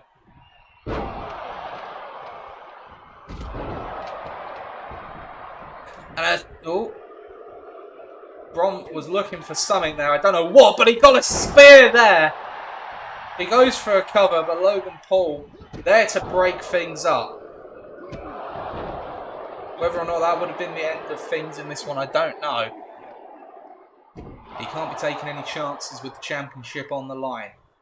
Logan Paul has the kendo stick now. Into a cover. Bron's seen it. Bron breaks things up. Power of Bron on display there. Down goes Logan. A moonsault follows it up.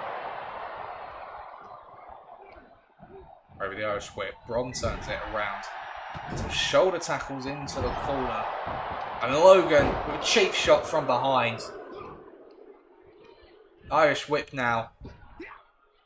And a backbreaker from Logan. Into the cover. On the champion, who kicks out comfortably. A bit of frustration from Paul. That stomp to the face. Ray gets involved now with the Hurricane Rana. He has the kendo stick. And strikes the champion across the face and the back and the shoulder. Ray gonna do whatever it takes to win the championship, including shattering that kendo stick over the body of the champion. Down goes Paul from the clothesline. The champion is down, at least for the moment. As the challengers do battle here. Double foot stomp to Logan Paul. Bron psyching himself up, watching this all unfold.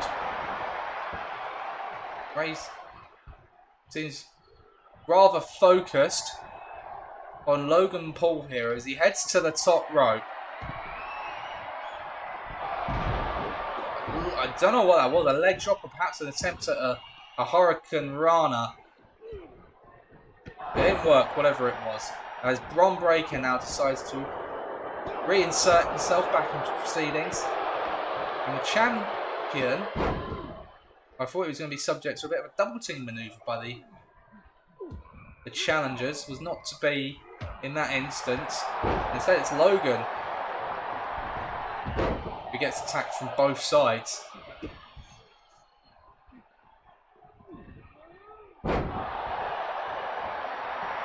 Bron not phased by either of his challengers here. Logan Paul doing some posturing on the outside of the ring. Ray gets out of that suplex attempt, turn things around. And Ray with a Hurricane Runner. Well, Logan Paul, I think Ray was looking for the 619 and instead Paul intercepts the champion. He's more than happy to do so. Moonsault. The cover on Ray. Ray kicks out. The last thing Ray wants to see happen is to. The last thing Ray wants is to be the one that takes the pin to see Logan Paul become the champion.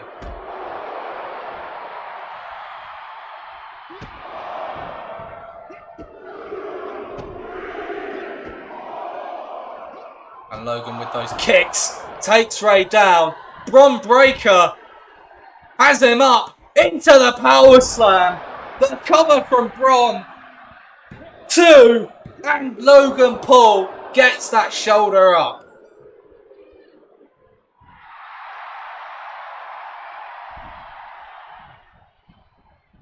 Ray back into the match now. Snapmare takes the champion down with a kick to the side of the head. Ray stunned on the ropes there. Logan Paul looking for the one lucky punch. Doesn't get it. Ray with a neck breaker now. Caught by Bron. Jawbreaker.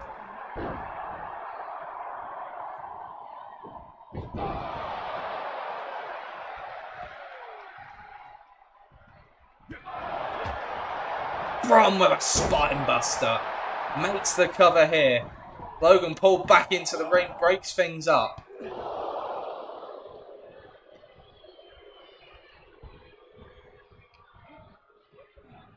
Neck breaker by Paul on the champion.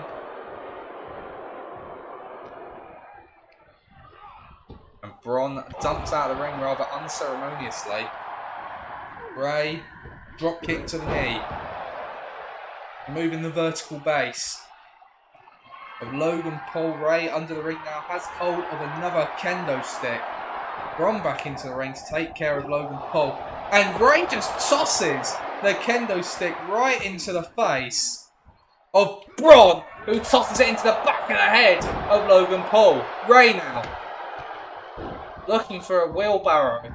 Bron, well, he saw it coming and was able to counter. Spinebuster once again to Ray.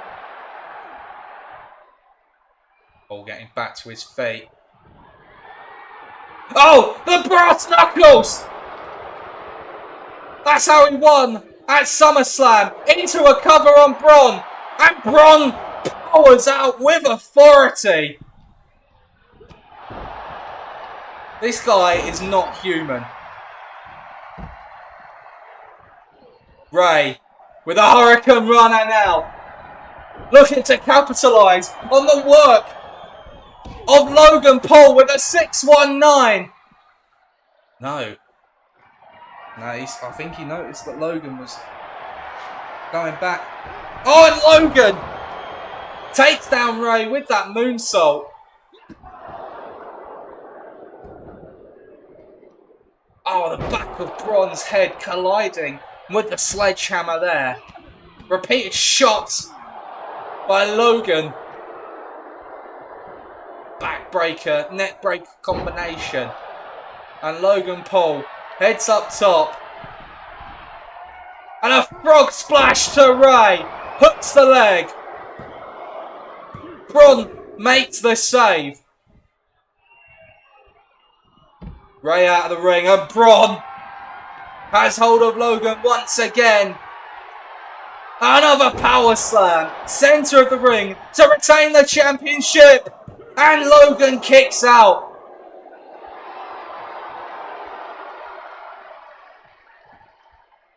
And Braun unloading now with the sledgehammer. Frustration seems to be getting to the champion, possibly for the first time that we've seen. Big right hand from Ray into the cover. Braun going to kick out of that one. Logan's back to his feet. Ray looks for the crossbody, but nobody yet is home.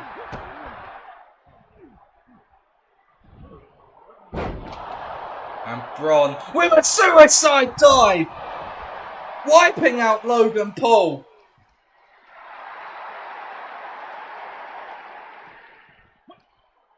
Back into the ring goes Logan. Ray's waiting for him.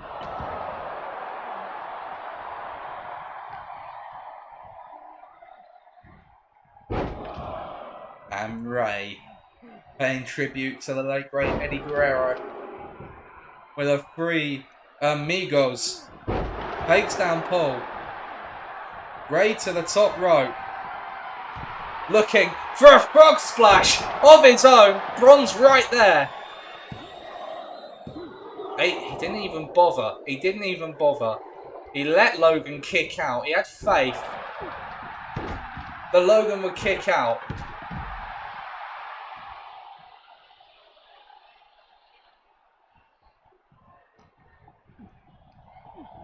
Off the ropes. Looking for a spear. Ray saw it coming. He jumped over the top of it. Logan Paul back to a vertical base on the outside of the ring. He's under the ring. He's got hold of a baseball bat. And he absolutely clocks Ray with the baseball bat. But not Braun.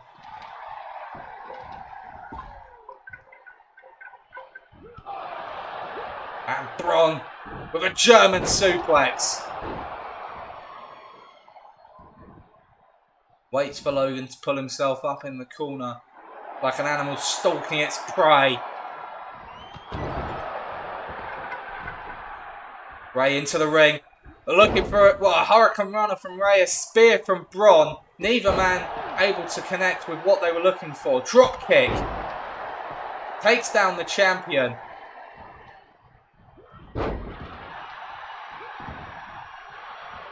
Logan back into this now. Back elbow takes down the champion. Ray gonna let these right hands from Logan Paul do the damage. Braun, it looks to be out on his feet. Cover from Logan to Ray. And Ray gets the shoulder up. Braun was in no man's land.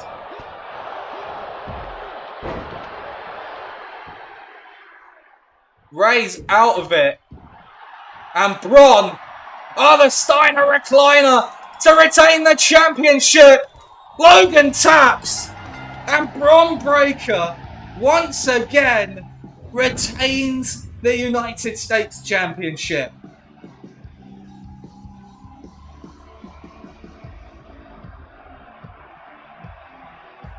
He saw an opening. Ray rolled out of the ring, took Paul down, locked in the Steiner recliner, made use of the fact Here is your winner, and still the WWE United States Champion, took advantage of the triple threat rules, no rope breaks in a triple threat match. Of course, there are no disqualifications. Logan taps. Bron Breakker retains the United States Championship. Every challenge you put in this man's way, he aces it.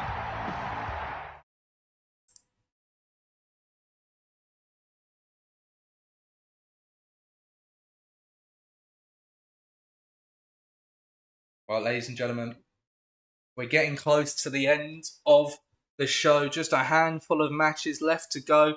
And up next, it's a big one. The WWE Championship is on the line in our next match as the former champion, Randy Orton, challenges Roman Reigns in our next bout. I'm going to get the poll going. Who will be WWE champion? Is Randy Orton going to recapture the gold? Or is Roman Reigns going to do what Roman Reigns does and win? Hotly contested matchup. The poll is ready in chat. Let's get this contest underway. The following contest is scheduled for one fall and is for the undisputed WWE Universal Championship.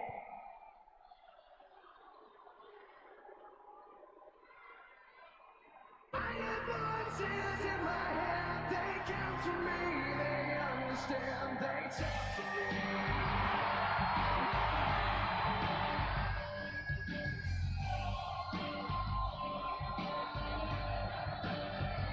You got rules and your religion, all designed to keep you safe.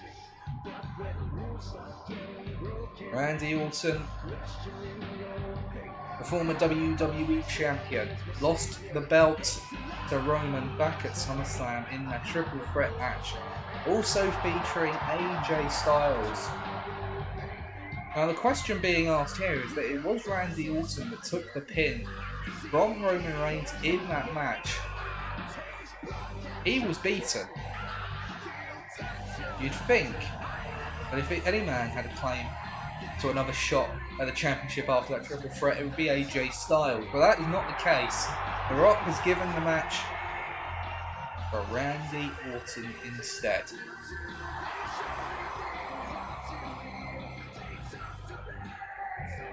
There is a precedent for former champions getting rematches for the gold, although that's not a rule set in stone in this series. It's understandable that the champion has a chance to win back what used to, well, the former champion, I should say, has a chance to win back what was once his.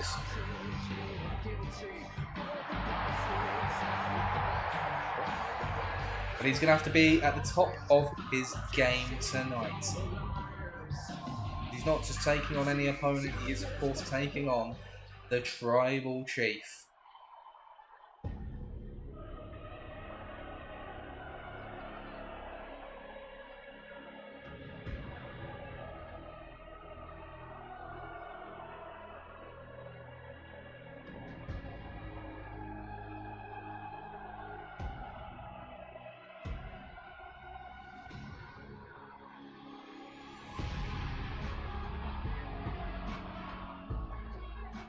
Randy waiting for his opponent.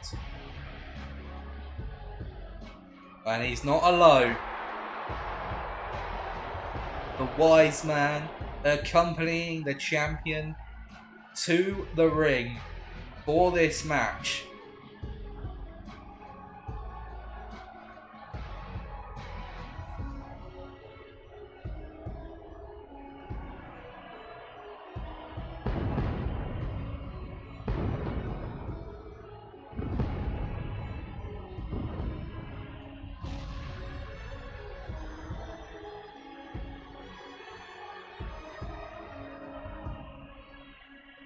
While the entrance of Roman Reigns with championship gold is always a spectacle, much like the performances he delivers in these championship matches. Paul Heyman summoned the Tribal Chief back to SmackDown after it was clear that the Bloodline was struggling in his absence. And just like clockwork, Roman returns, and Roman is the WWE Champion.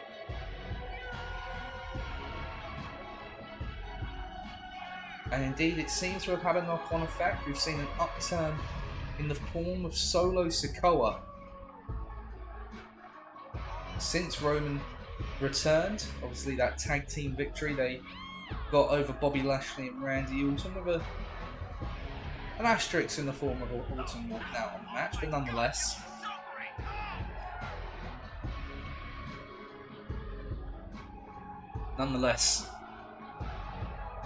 it is a win for Solo, and he has been having his issues with Bobby Lashley for quite some time. I'm sure we'll see more in the way of that rivalry before too long. But that's not what we're here for tonight. We're here for Roman, and we're here for Randy. We are here for the WWE Championship. Split crowd tonight.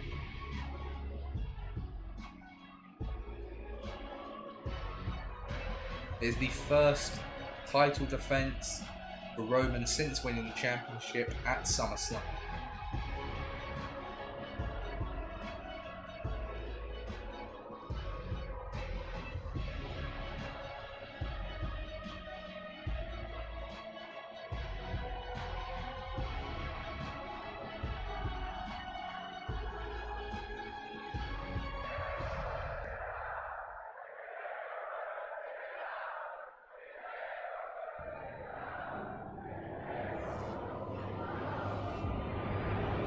As the prize they're fighting for the WWE Championship. Top prize on SmackDown. From St. Louis, Missouri, weighing in at 275 pounds, the Viper, Randy Orton!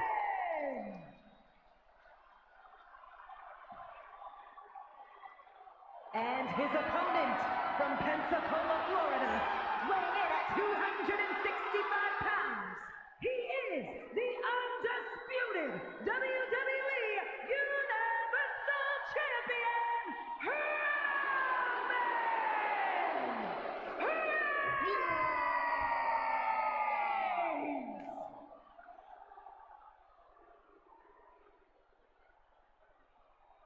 You saw the aggression in the eyes of Randy Orton.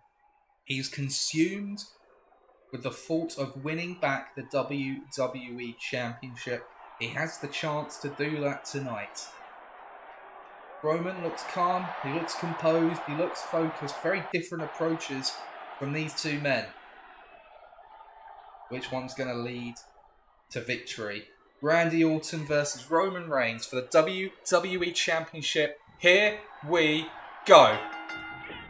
And Roman straight out of the gate takes down the Viper. Not for long though. Orton fights back, but not able to connect with the sidewalk slam. Headbutt from Reigns. Takes down Orton.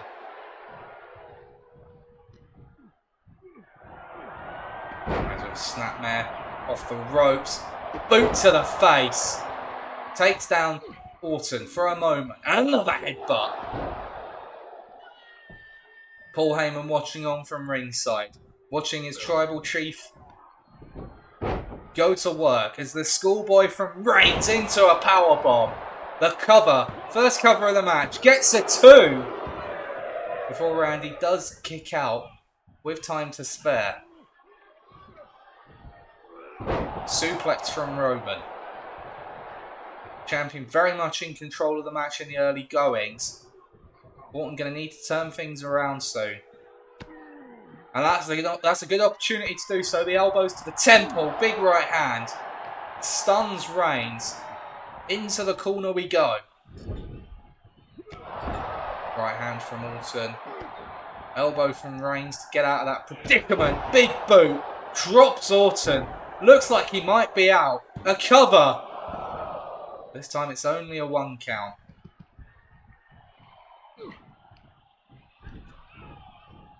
Paul Heyman, he was looking to remove the turnbuckle pad. Randy Orton got in the way of that. Unfortunate timing for the wise man.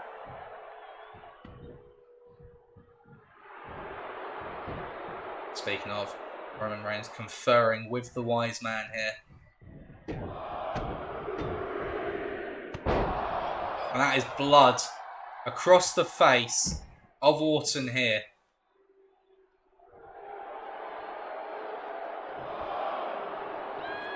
And look at the crowd acknowledging their tribal chief, Paul Heyman. Looks like he was about to crap himself when Orton walked up to him. He thought he was in trouble. Orton looks for the clothesline.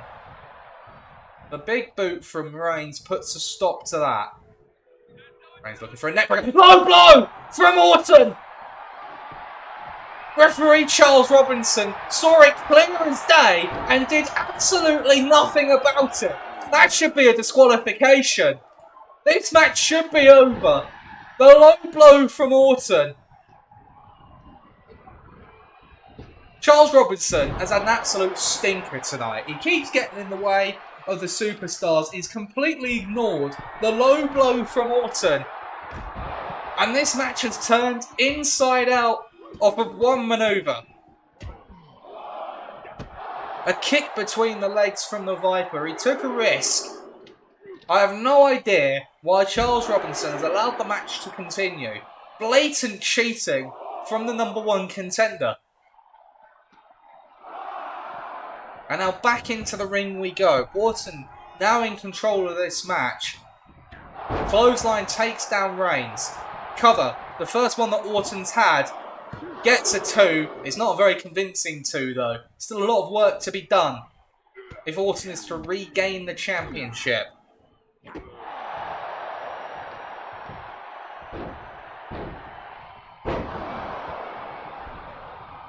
Heyman again.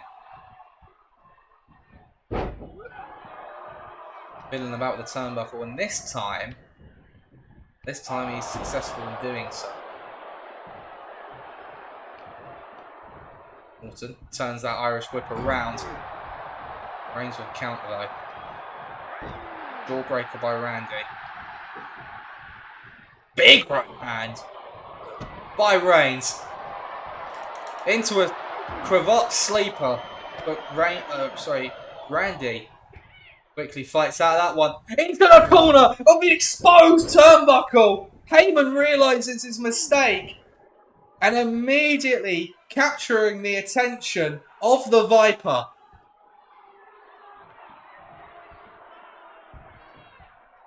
But Reigns is winded. He hasn't recovered.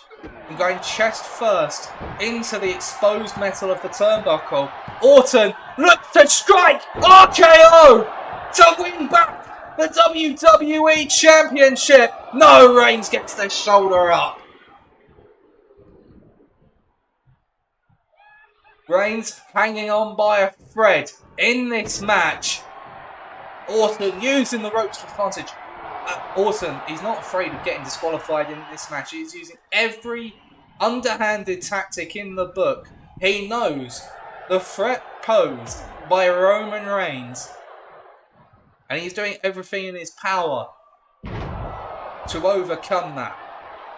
By hook or by crook, Randy Orton is determined to walk out of Cardiff tonight as the WWE Champion.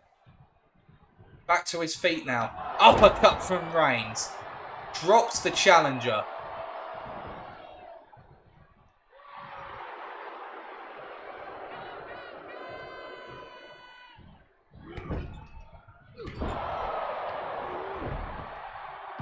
Charles Robinson finally dealing with that issue in the corner.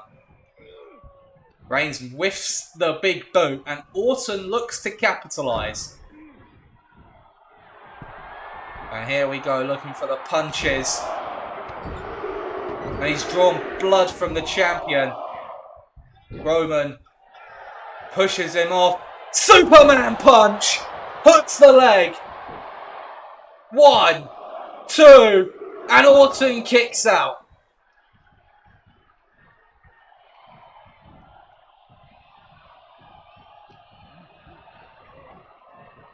Got blood drawn from both men in this contest now.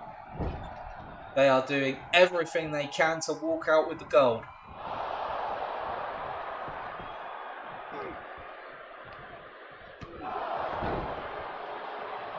And the blood is starting to seep onto the mat. The cut across the face of Orton certainly looks to be worse than the one across the face of Reigns, at least for the moment. It is just starting to turn into a bit of a brawl here, though. Reigns turns that one around.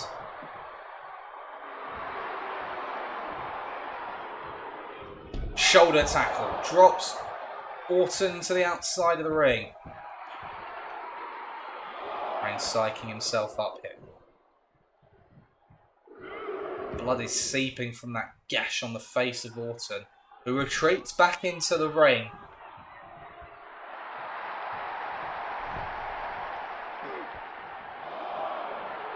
Reigns says bring it. Orton more than happy to oblige, but he misses the drop kick. And now Reigns, I thought he was going to start unloading on the challenger, and instead Orton misses that one.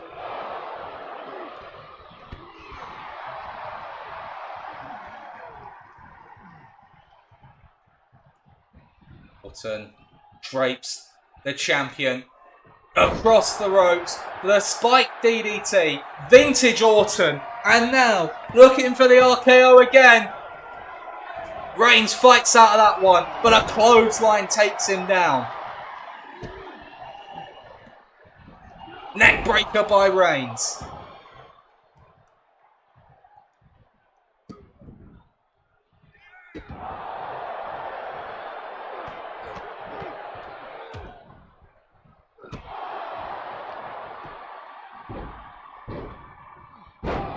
The sheer aggression from the champion now.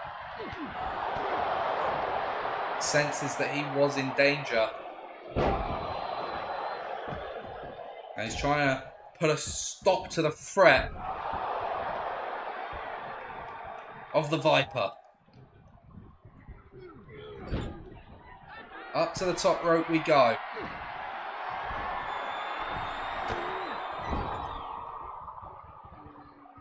Reigns looking for a superplex. We don't see it often, but he does get it. And Orton wisely rolling to the outside of the ring. Reigns pleased with his handiwork.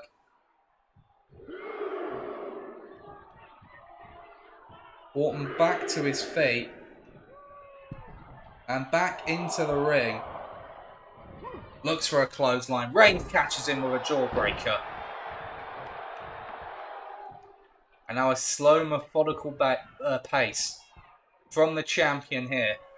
Orton back to his feet. Rushes in again. Reigns catches him with the slam.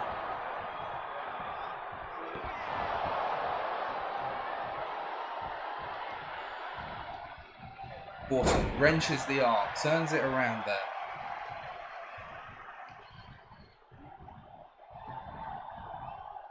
Into the corner.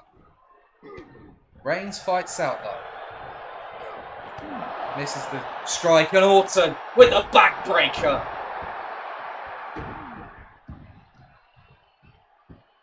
Rocks the champion. Reigns take a moment out on the apron here. Orton not going to allow him time to recover, and instead a back drop, a back suplex, I should say, onto the apron, doing the damage to the champion. But neckbreaker follows that up as well. Orton getting into the swing of things now, sends the champion into the barricade, targeting the leg as well. Needs to be careful, needs to be mindful of the referee's count. I've mentioned it many times now, but the champion's advantage. A count out means that Roman will retain the title.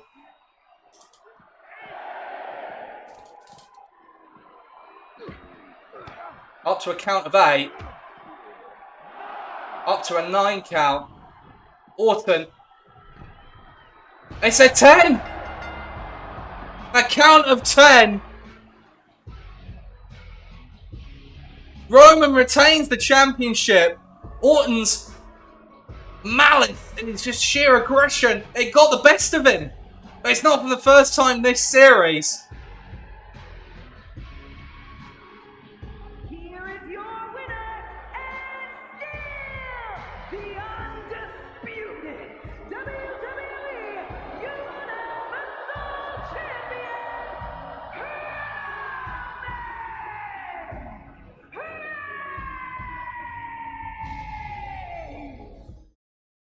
Roman retains the championship in dubious circumstances.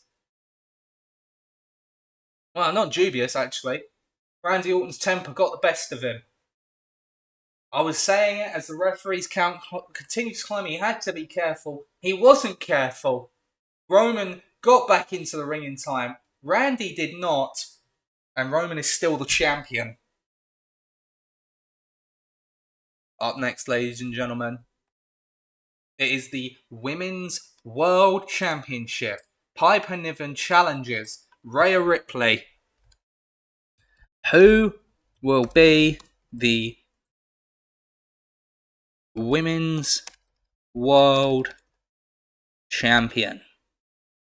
Is it going to be Piper Niven? Or will Rhea Ripley do what Rhea Ripley does and win? The poll going into chat now.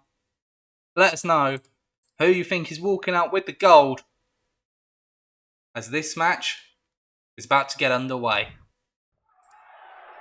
The following contest is scheduled for one fall and is for the WWE Women's World Championship.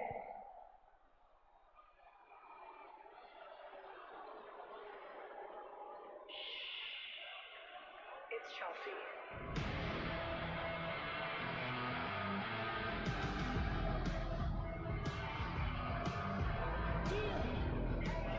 Well, Chelsea Green is back. She's recovered from the beating that she received in her own Women's World title match a few weeks ago on SmackDown. She is here to support her friend Piper Niven in this match.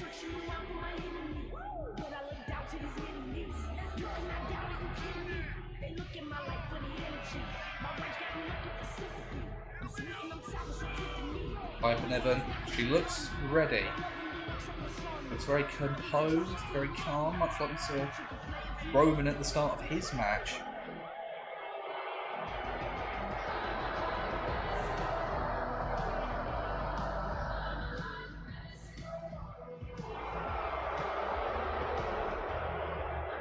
And with Chelsea Green in her corner, are we about to see a new champion in Cardiff tonight? The Piper ready to go. And here comes the Women's World Champion.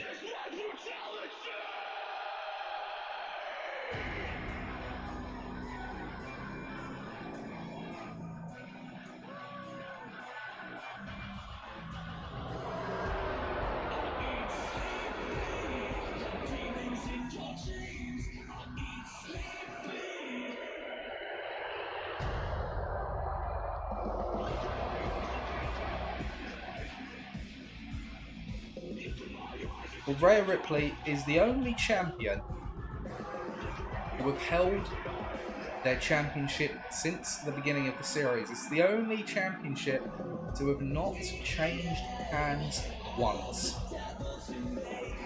Very impressive record from the Nightmare. The Eradicator, and indeed she has eradicated all opponents that have stood in her way. There's very few women left on the roster who have not yet had an opportunity to dethrone Rhea Ripley and failed to do so. Not just on Raw either, actually. Even on SmackDown. Of course, Alexa Bliss was unsuccessful back at SummerSlam in defrauding her. She's gone on to greater success on SmackDown. Alexa Bliss capturing the Women's Championship in the opening match of tonight's show. Piper Niven will be hoping for a similar outcome here.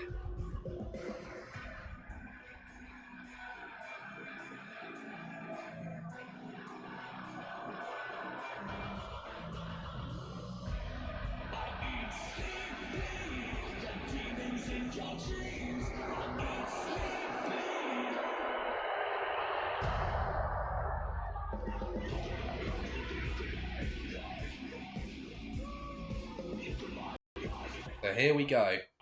The Women's World Championship on the line in this match.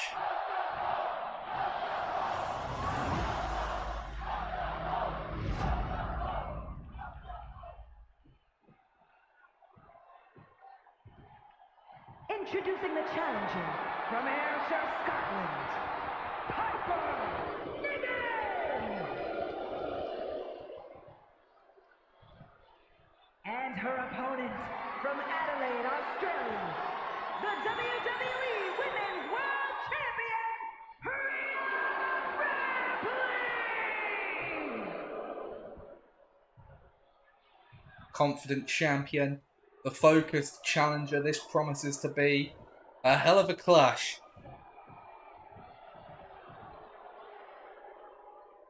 Rhea Ripley has not looked like losing that championship very often, if ever.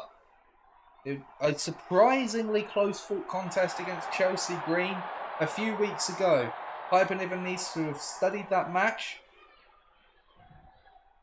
and apply what she has learnt. As the Women's World Championship's on the line, Piper Niven versus Rhea Ripley. Here we go. And Piper, the first one to be taken off her feet in this match. The aggression of Rhea Ripley early in the match.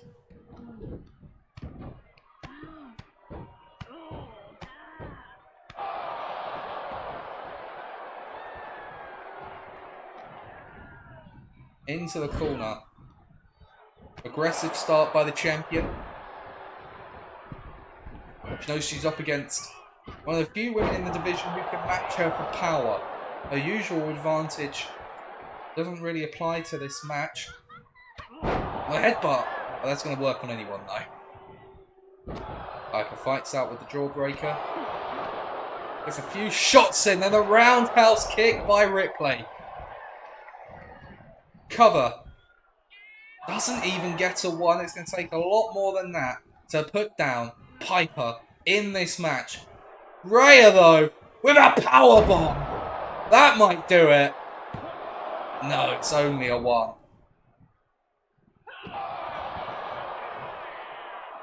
Very aggressive start from Ripley here. Irish whip into the corner.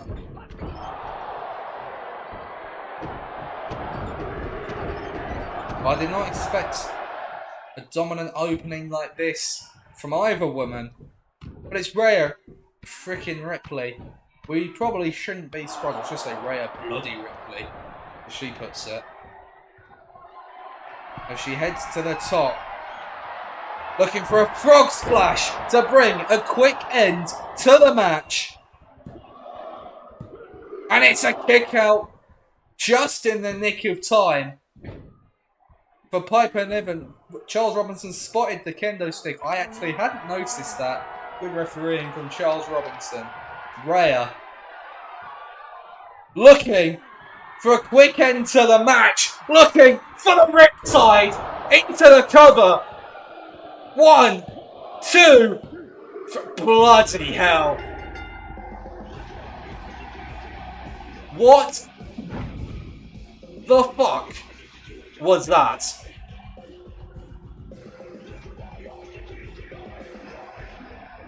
Sheer dominance. Here is your winner, and still the WWE Women's World Champion, Rhea Ripley! Well, if you had any doubts after the performance against Chelsea Green a few weeks ago, Rhea Ripley has silenced the doubters here. A dominant performance, absolutely decimating Piper Niven to retain the championship tonight.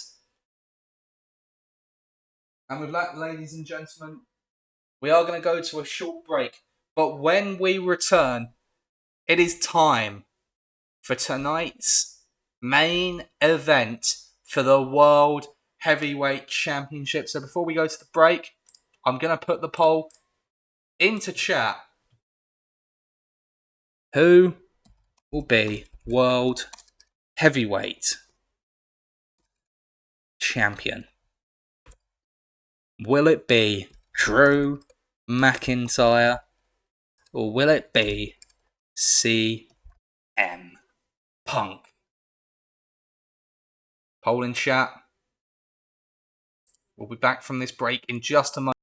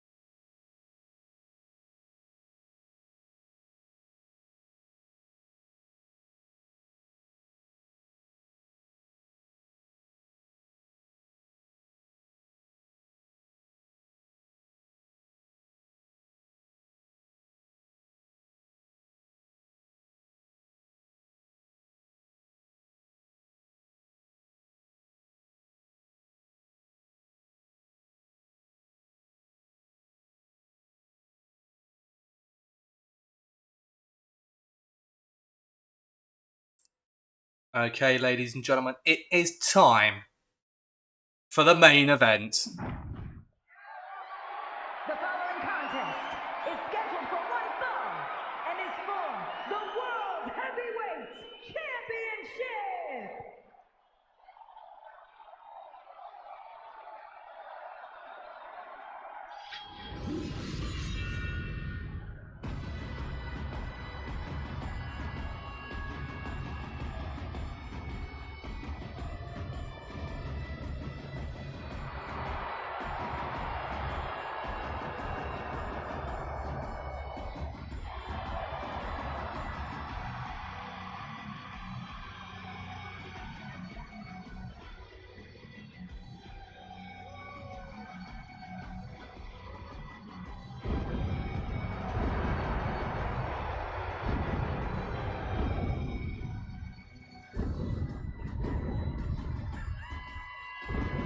The challenger with a home field advantage in the UK.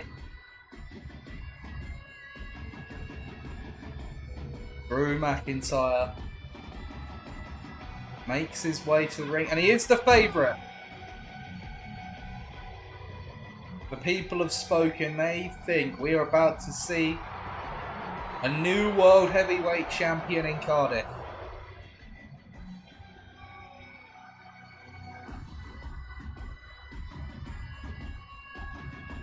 Drew feels like he's been screwed over on numerous occasions. He has had multiple opportunities at the championship. It's time to put up or shut up.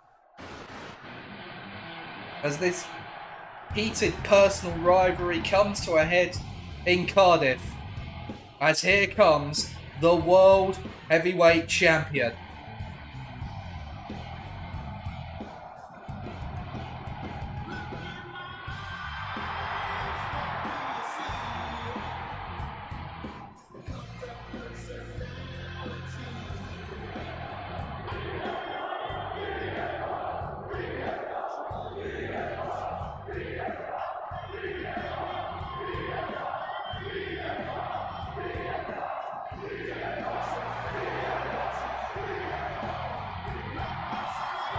Well, the crowd may mostly be in favour of Drew McIntyre, but as is the case everywhere he goes, there is a rabid, loyal following for the World Heavyweight Champion.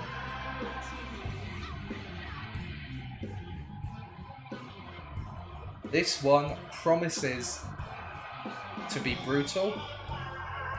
This one promises to be electrifying. This one promises to be an absolute slobber knocker.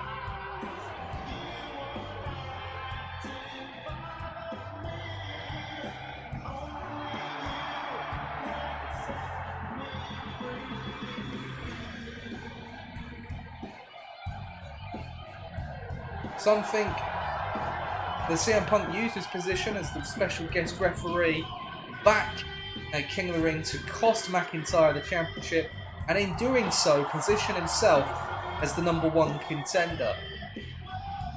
There's an argument that Drew brought it upon himself by attacking the referee, but that is in the past. It is now time to fight.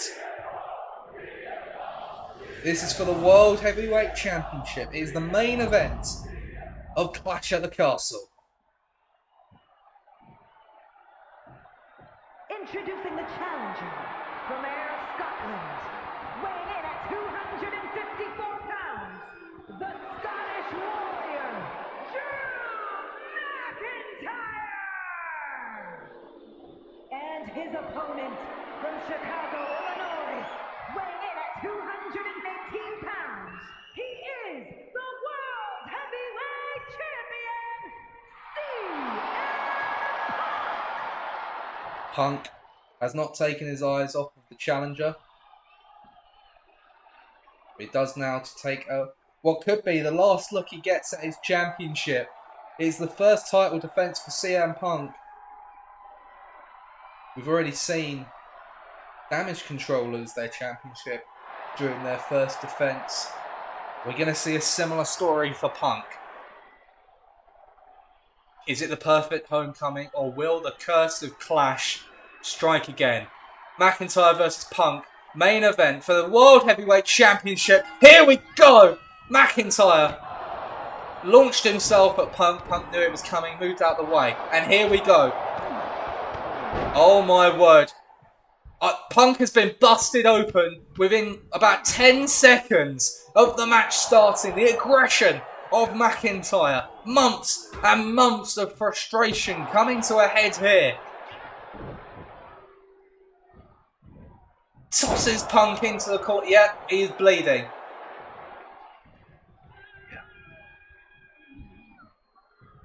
I don't think Punk was ready for this from the challenger. But a hip toss to turn things around. He needs to be careful. He doesn't want to go the same way that Piper Niven did earlier tonight. Punk off the ropes with a clothesline. weathering the early storm of the challenger. Into the corner, looking for the knee, nobody home. We do understand that Punk is nursing some injuries at the moment. Combination of that hellacious match with Cody Rhodes back at SummerSlam and also the beating that he and Jay took on the most recent episode of Raw. As part of that tag team match, McIntyre clearly knows about that and is looking to take advantage of a wounded champion. Punk fights out of that though. McIntyre was looking for the superplex. Punk with a senton that doesn't look like it really connected properly. Heel toss by McIntyre, who feels that he is firmly in control of the match. A wounded champion, right for the picking, perhaps, from McIntyre. We knew he was injured, but it might be worse than we thought. Certainly, if you're being cut open that early on into a match, you're not at 100%. That seems more like the reopening of an old wound than a fresh one. Either that or McIntyre just hits that bloody hard, which is also a possibility.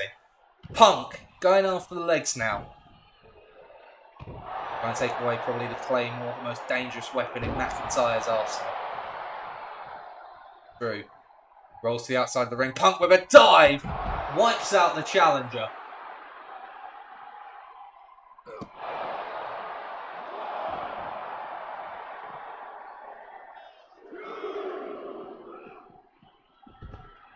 Well, we've already seen one match end in a count out tonight. We don't really want to see it happen again. Into the ring we go again. Drew to the top rope. We don't see him do this often. Catches the right hand from Punk. It was a bit uncontrolled, a bit wild, but he connected nonetheless. Overhead belly to belly from the challenger. Punk is in a bad way here.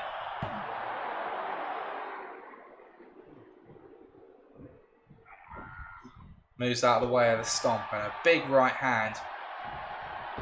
The clothesline off the ropes again, but McIntyre straight back to his feet. Enziguri.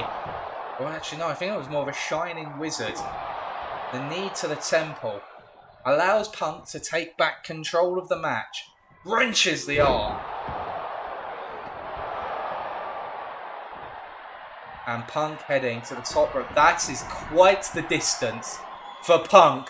For the Macho Man elbow, but he gets it.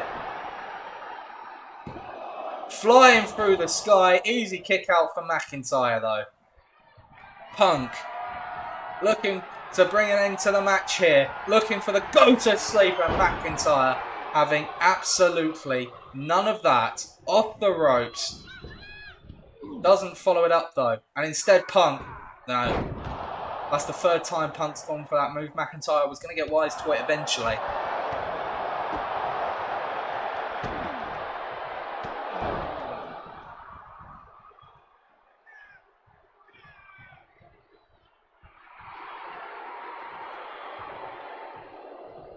Drew dumping Punk to the outside of the ring. The blood of CM Punk staining the canvas. Is this Drew McIntyre's moment? Looks for the Glasgow kiss. Punk saw it coming. And a double axe handle.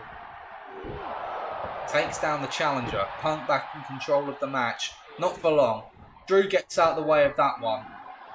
And this time, the Glasgow kiss connects. Drew to the outside of the ring. Bad intentions in mind for the announce table. It's not enough for Drew to win this match. He wants to hurt Punk. He wants to embarrass the champion. Off the ropes again. Drew just walks away from it. Rather humiliating for the World Heavyweight Champion, who's going to follow him to the outside. You have to say that it has been a dominant performance from the Scotsman thus far. But a big boot from Punk could be enough to change the direction of this match. Back into the ring goes the champion. Challenger down on the outside of the ring. I don't think Punk would mind the count out, but instead he scaled the ropes to the outside, but McIntyre catches him. The strength of McIntyre. But he took too long and Punk fights out of that predicament. Irish whip reversed, and reversed again, back and forth we go. Backbreaker by Drew. Referee's count reaches 2 now.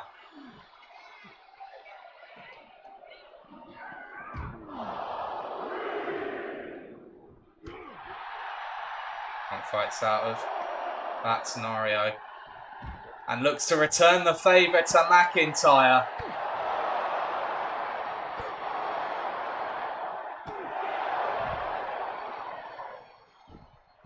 And an Anaconda Vice on the outside of the ring. And Drew taps. He knows the referee's count is going to continue to escalate. He has to break the hold. So he taps out. Tactical tap out there by Drew McIntyre. I don't think he would have tapped were that in the ring. As Punk now up to the top rope decides against it. Punk looking for the GTS. And yeah, like I said, I think Drew was playing the long game in tapping out.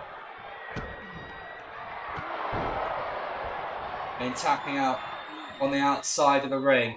And now Drew looking for the Claymore to win the World Heavyweight Championship in Cardiff. And Punk gets the shoulder up. Drew McIntyre is absolutely convinced that was a 3 count. Punk pulls himself up on the ropes, barely able to hold on to the ropes. Drew turns that around.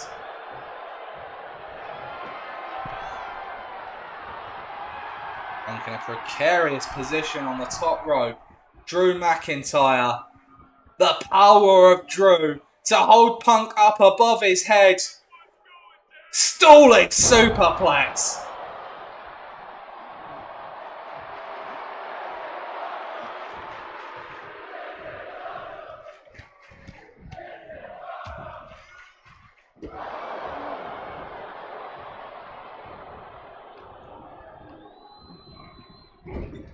Is Drew on the verge of fulfilling what he believes is his destiny? Punk fighting back now. He wants to put an end to the fairy tale of Drew McIntyre. The clothesline into the cover. And a kick out at 2 from McIntyre. Punk scaling the ropes once more. What's he looking for here? He wants McIntyre back to his feet. The crossbody, and once again, Drew grabs hold of him. Up for a suplex. Stalling once more. Drops him.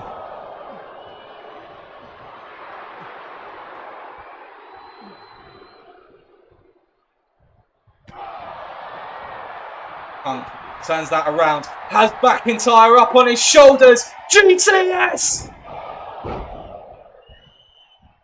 The cover to retain the championship. Drew gets the shoulder up.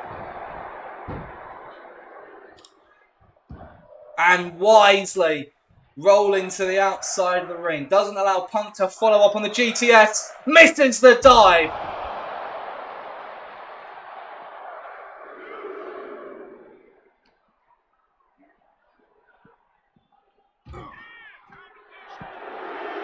Drew has Punk up on the announce table. This is so unlike Drew. He's doing everything he can to ensure that he walks out with the championship. CM Punk A broken wreckage of a man here. Back to his feet. Claymore! And Punk straight back up to his feet. Off of the Claymore. DDT.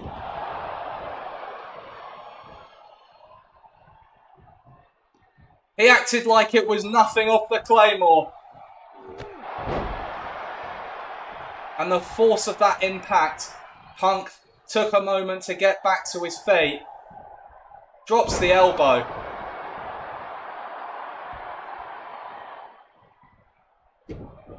Drops the knee. McIntyre out of the way.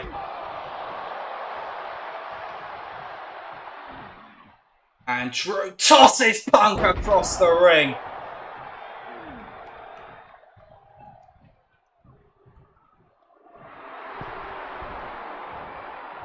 Bit of gloating from McIntyre here.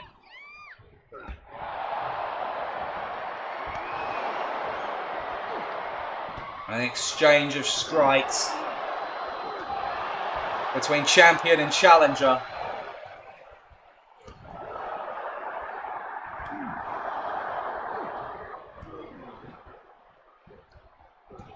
Big boot from Drew. Punk rolls to the outside of the ring.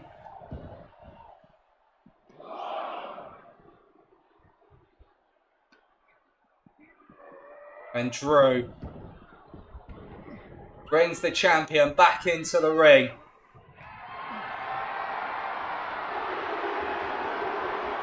Claymore connects.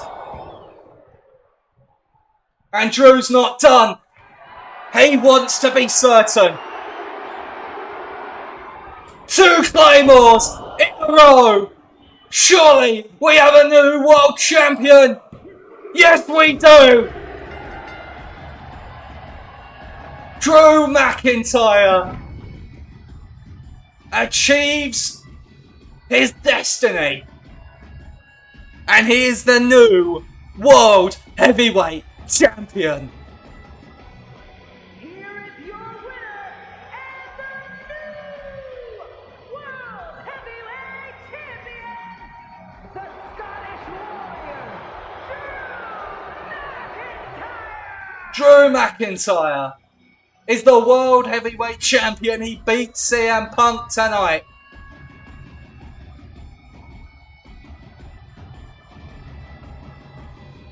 To capture the world title. Months and months of failed attempts. And finally, Drew is the man on Raw.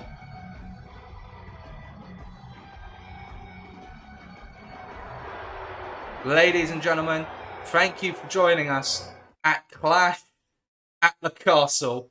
I hope you enjoyed what has been a fantastically fun show to bring to you. I'll see you after a short break away from this series. We will be back on Raw. Take care and have a very good night.